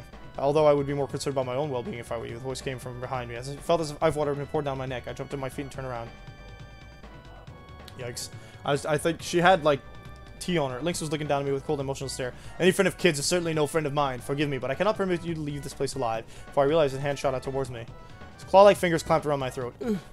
Couldn't breathe. Tightening his grip lifted me bodily from my feet while dangling in the air. Couldn't feel his talons mercilessly digging deeper and deeper into my neck. Panic filled my mind. Look, kid. See your friend. See him suffer. This is your doing. This is your hand around his neck. Kid's... well, that's edgy as hell. Kid's breathing was ragged and blood still dripped from her lips. Opening an eye, she groggily raised her head. She couldn't get up. She didn't have the saying. Surge, give me the time egg. Do you even know what it is? I suspect not. Think of it as a concentrated pocket of space. With the frozen flame of the time egg in hand, one can bend the fabric of space and time and rewrite the past. There are errors I mean to correct. Mistakes in the past that must be set straight. Lynx's narrow, emotional eyes turned to my face. How long before he perishes, I wonder. I struggled to breathe, but could only make choking sounds. Kid screamed my name. Decide. Will you watch the boy die or relent? Does his life mean nothing to you? I can't. She balled her hands into fists and dropped her gaze. My vision started to fade. Then I heard her voice as she struggled to speak with pain. Sorry, Sedge, but I swore I'd sacrifice anything to stop Lynx. Don't worry about me. That's all I could do to force the words out past Lynx's icy grip. I was starting to black out. Was this really how it was going to end? I think it is. Game over?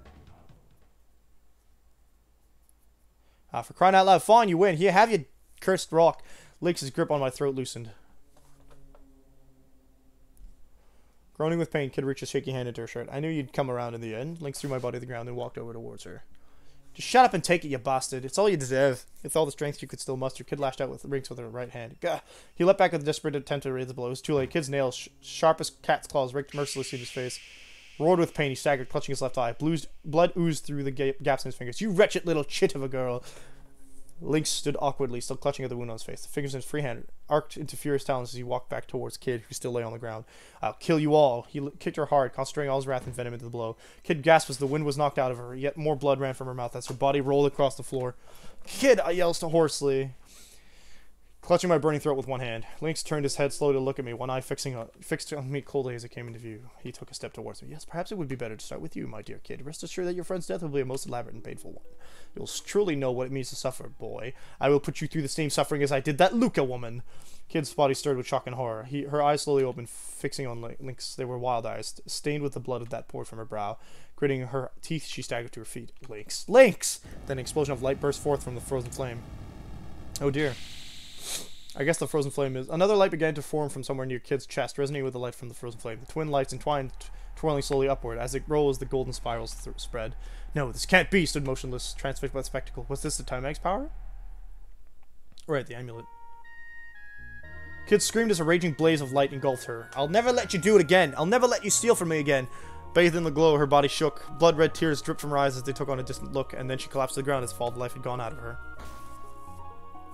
Oh dear. I heard a voice.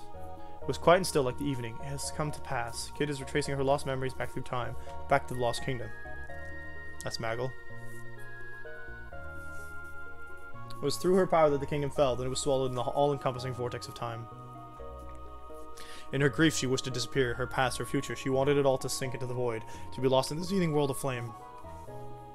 She despised what she had done. She closed herself off from all she had saw and heard, and cursed her very existence. But the stone wished for her to live. It's referring to Lavos. The hands of her clock were rewound, her memories unraveled. The stone gave her a chance to begin again. The stone had both the power and the will to bring all this about. Sinking through the sea of time, she drifted here, a mere babe, her memories a blank slate.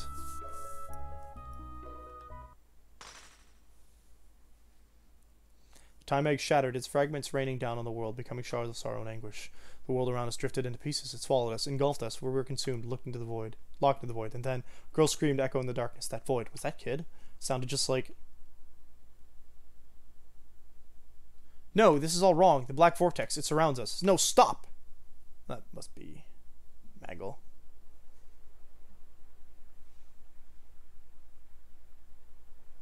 Oh, hello? Where am I? I've lost everything and now I can but wander. The world drifts and time is a blur. There's only an endless unknowable sea. This is where time begins and ends. This is where all life finds peace. I see myself as a baby, crying next to my mother, an exhausted yet proud look upon her face. I see myself aged and wise and waiting to succumb to death's embrace with a smile. Embrace? I see countless incarnations of myself walking time's intricate corridors as ghosts. This is a place where countless worlds overlap and infinite dreams play out. If only I could rest here for eternity. If only I could free myself of all my burdens and sleep here in the sea of dreams. But I hear it calling me. I hear the song.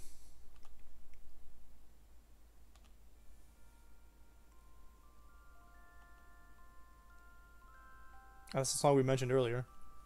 You are in Zurvan. Ah, yes, the world of the afterlife, wasn't it? No, it's the world of dreams, that's right. Kid! Kid, please! Can you hear me? Kid! Kid, say something! Kid, you gotta stay with me. This place is trippy. Who's that? Who's calling me?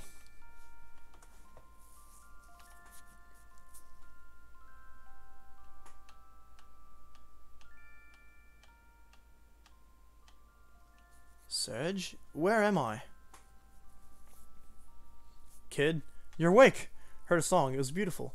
It was that song that Luca loved. Kid closed her eyes and her face glowed with a warm smile. I'll never forget that song. Makes me want to cry whenever I hear it. I'm just glad you're back. Felt like I was losing you. Like you were going somewhere far, far away. Before I knew it, I was humming the song for you. I don't know if I ever mentioned it, but I wrote it when I first started out as a musician. Nice. I knew you liked it, so I...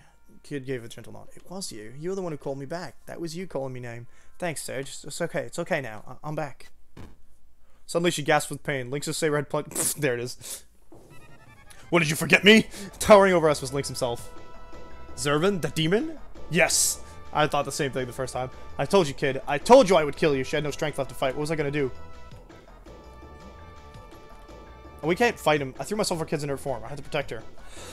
Ha! You rushed needlessly to your grave, boy! Lynx glared coldly at me with his remaining eye. Alas, your time has come. He raised his saber high, preparing to strike. Enough. That's Magus? Stunned, we looked down towards the intruder. You. Magus, or who? Or Radius? Could be Radius. Stood an old crone. Oh no, it's the old lady. Horizon features obscured by a heavy hood.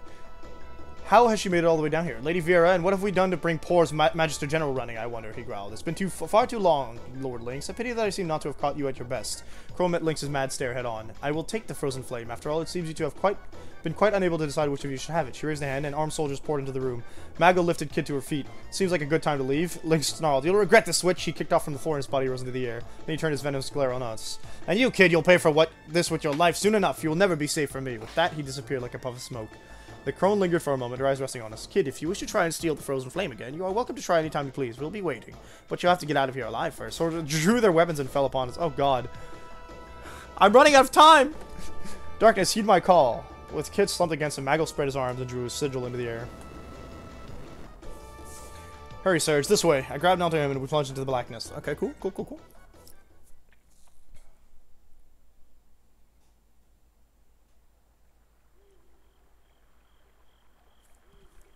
I hope we're almost done, because I won't have time to finish this otherwise. And we have to restart the whole thing, so... Thanks to Maggle's magic, we managed to escape the manor alive. The lights of torches dotted the forest. We could hear soldiers calling to one another. We stopped briefly in the darkness of the woods, and Kid leaned heavily on a tree, desperately trying to quiet her ragged breathing. It's a terrible wound she suffered, and it seemed to be taking its toll. You okay, Kid? Yeah, don't worry about me, mate. We're surrounded. It won't be long before they find us, said Maggle, his eyes cautiously scanning the area. Kid raised her head to look at me. It's me, Maggle, they want. Get out of here, Serge. It's us they want, not you. What are you saying? I'm not leaving you here. Look at you. You can barely stand. It's nothing I can't handle. Besides, I've got Maggle with me. If they catch you with us, they won't go easy on you, but...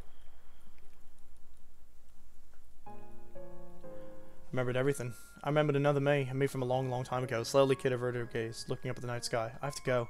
Stars reflected in her eyes, and suddenly she looked like nothing more than an ordinary young girl with a sad, distant expression on her face. Kid. Don't worry, Serge. I'm okay. We'll meet again. Kid smiled. We'll meet again, somewhere, someday, sometime. Promise. Her eyes closed gently. I didn't mean to nick the frozen flame in the end. And I didn't manage, and I lost the time egg too. Only thing I had left at Lucas, but... It's okay. Everything's gonna be okay. There's something inside me that shines bright in any stupid jewel, the most important thing in the world. She opened her eyes again and fixed them on me. Could have lost myself in their depths forever. No one can take it from me, not for as long as I live. There's nothing else in the world I wanted but this. I doubted I'd ever want anything ever again. I'd ever want anything again. I only wanted this moment. All the clocks in the world could have stopped right there and then and there for all I cared. Oh, that's me talking, apparently. That was exactly what I wished for as I gazed at her. Goodbye, Sage. And thanks. She looked down, then turned away and disappeared into the darkness of the night. Would I ever see her again? Kid, don't follow me, Sage. Please, just don't. I strained to try and catch a glimpse of her as the last traces of her shadow vanished. Vanished towards a place I might never reach again. No, Kid! I leapt to my feet, meaning to chase after her, but a shadow soon blocked my path. That would be Maggle. Maggle? Without saying a word, he slowly shook his head. Behind the mask, I saw sadness in his eyes. Then the shadow withdrew and melted into the darkness. Maggle? Kid? Wait, don't leave me! I screamed into the night, but there was no reply. The black silence swallowed my cries.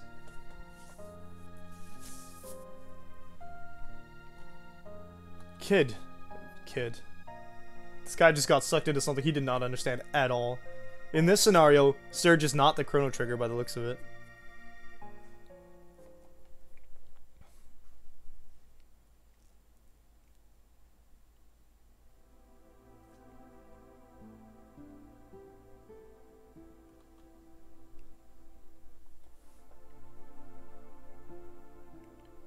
That was the Journal of Surge, and so ends another tale. Perhaps one day I'll see Kid, Maggle, and Riddle again. One day. Somewhere, at another time, in another world. Perhaps none of us will even realize it. That's a story from another day. For now, I must put down my pen. I see it's a reference to the fact that it's another timeline that you play Chrono Cross in.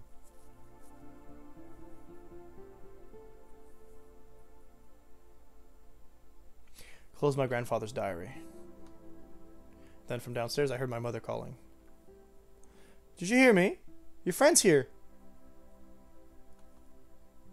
Nimble footsteps charged up the stairs. The door flew open. In tumbled a young girl. A girl who seemed somehow familiar. Huh. It's a grandfather's diary, but... Hey, Sage. Beautiful day for adventuring. Found a run-down old man off in the woods to the north. We want to go exploring? Come on, put the book down and let's get out of here. Let's get out there. My bad, but saying the...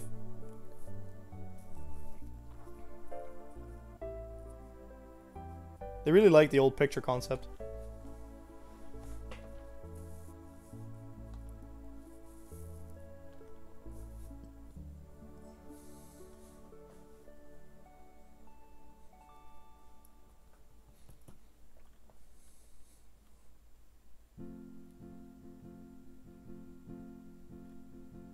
Nice. Surge's design changed dramatically since the inception of it in this game. Obviously,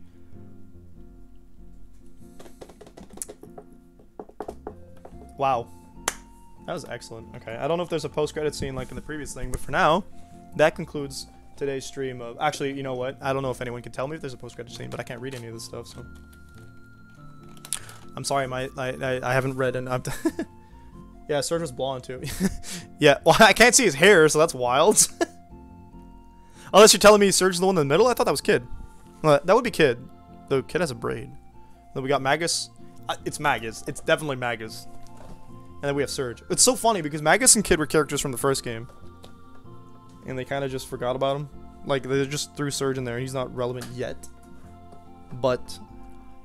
this is cool. This gives me the theory that like these events are the reason why like Kid knowing Surge in this world and being so like close to him, it would be one of the reasons why she chose like Scala would have chosen him. Chosen is a big word there. Would have been so attentive to him in the other timelines. So, like we know Scala doesn't really have the power to manipulate stuff. However, the Frozen Flame, which is directly connected to Scala and Kid, obviously would have. Like, it's... I don't know. We know it was all, like, happenstance, quote-unquote, that they say, but also fate and whatnot, so screw it. Well, since we have the time, and since, unlike yesterday, this is actually the end of all of Chrono Cross, I guess final thoughts. I really, really, really liked this game. I know I played the remake, so allegedly it's a little... Like, it would have been a little easier because of the fact that they added growth levels from sub-bosses, but...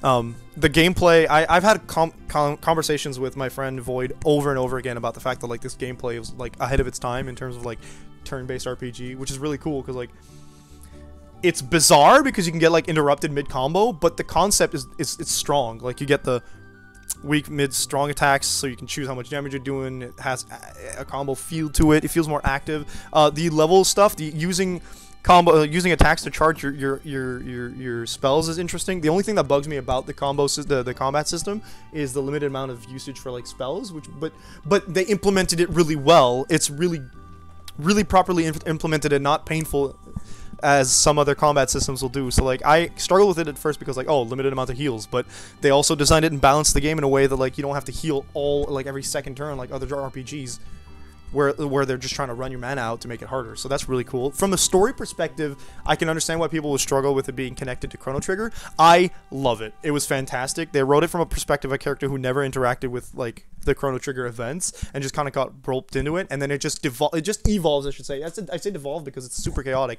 but it evolves into like this really good twists and everything kind of holds up. And, like you're like, oh man, this really is like a Chrono Trigger game because like everything freaking, it's so wild how they just oh, I don't know how to explain it in words. I feel like my words are failing me, but like holy crap, it's like, oh, twist after twist after twist, and everything is so connected. And there is something I love about time travel stories regarding the interconnectivity of everything, and it's just what I really liked about Chrono Trigger story, and the fact that they interconnected not only all of Chrono Cross's events, but also most of Chrono Trigger's events and characters into Chrono Cross's story makes me go on the, this is not a spin-off, this is absolutely a sequel game, even though because time travel shenaniganery means that a sequel doesn't necessarily take place later in time, you know what I'm saying? But that being said, what does that mean?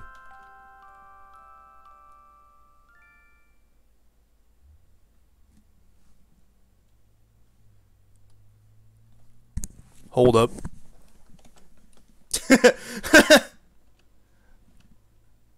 Are they like other endings in the same way that the Chrono Cross and Trigger endings are, or they're just kind of like joke endings slash Radical Dreamers? Take that caps lock off. I am running out of time, but like, yeah, I'm pretty much done with my final thoughts. So the endings. Yeah, there's like 7 endings, 2 main endings, 1 remaster ending. Okay. No, I don't want the Chrono Cross endings, although there seem to be a bunch of them. I want the Radical Dreamers ending. How many endings? Gotta get all endings. Okay. Oh, it's the same thing. Okay, no. You know what? I will be doing those on my own time. If you take different routes. Yeah, that makes sense. Okay, well, if they're probably not too different from the regular endings, like in Chrono Cross and such. So I'm gonna say we're gonna pass on that on stream. So that means that I will not be streaming tonight. We got to the goal that we wanted to regarding Chrono Cross's actual completion, so that's pretty good. This is a fantastic game, definitely recommend. 10 out of 10 if you like the Chrono Trigger and RPG games. Everyone in my chat already knows this, but like if y'all want to experience this kind of stuff for your own, do it. What else do I have to do? I see if you like okay. Right, I want to announce what I'm doing next. So I'm not streaming tonight. We will be streaming Monday. Monday, I believe I'm off, so we'll see what time it is, but whatever. By off, I mean at work, not here.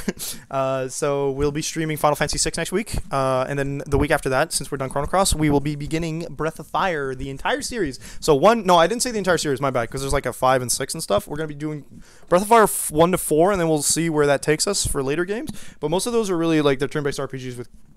It's a Capcom turn-based RPG, so looking forward to that. I love dragons, so being a dragon as the main character is exactly what I want. Yeah, so Final Fantasy VI, then Breath of Fire the week after. That's how we alternate. So see you... No, we're not done with the chat. If you liked what you saw today, please consider following. If you haven't already, it's very helpful, and we have a Q&A goal. When we get to 300, I'll do a Q&A stream where we'll just chat, shoot the crap. I get to introduce all the aspects and stuff. I gotta have something to talk about before people ask questions, right? So I'll be explaining what assets we're seeing before we get the questions. If you are following and would consider helping out the stream in a financial point of view, you can always subscribe using Amazon Prime for free, or not for free if you are very generous feeling.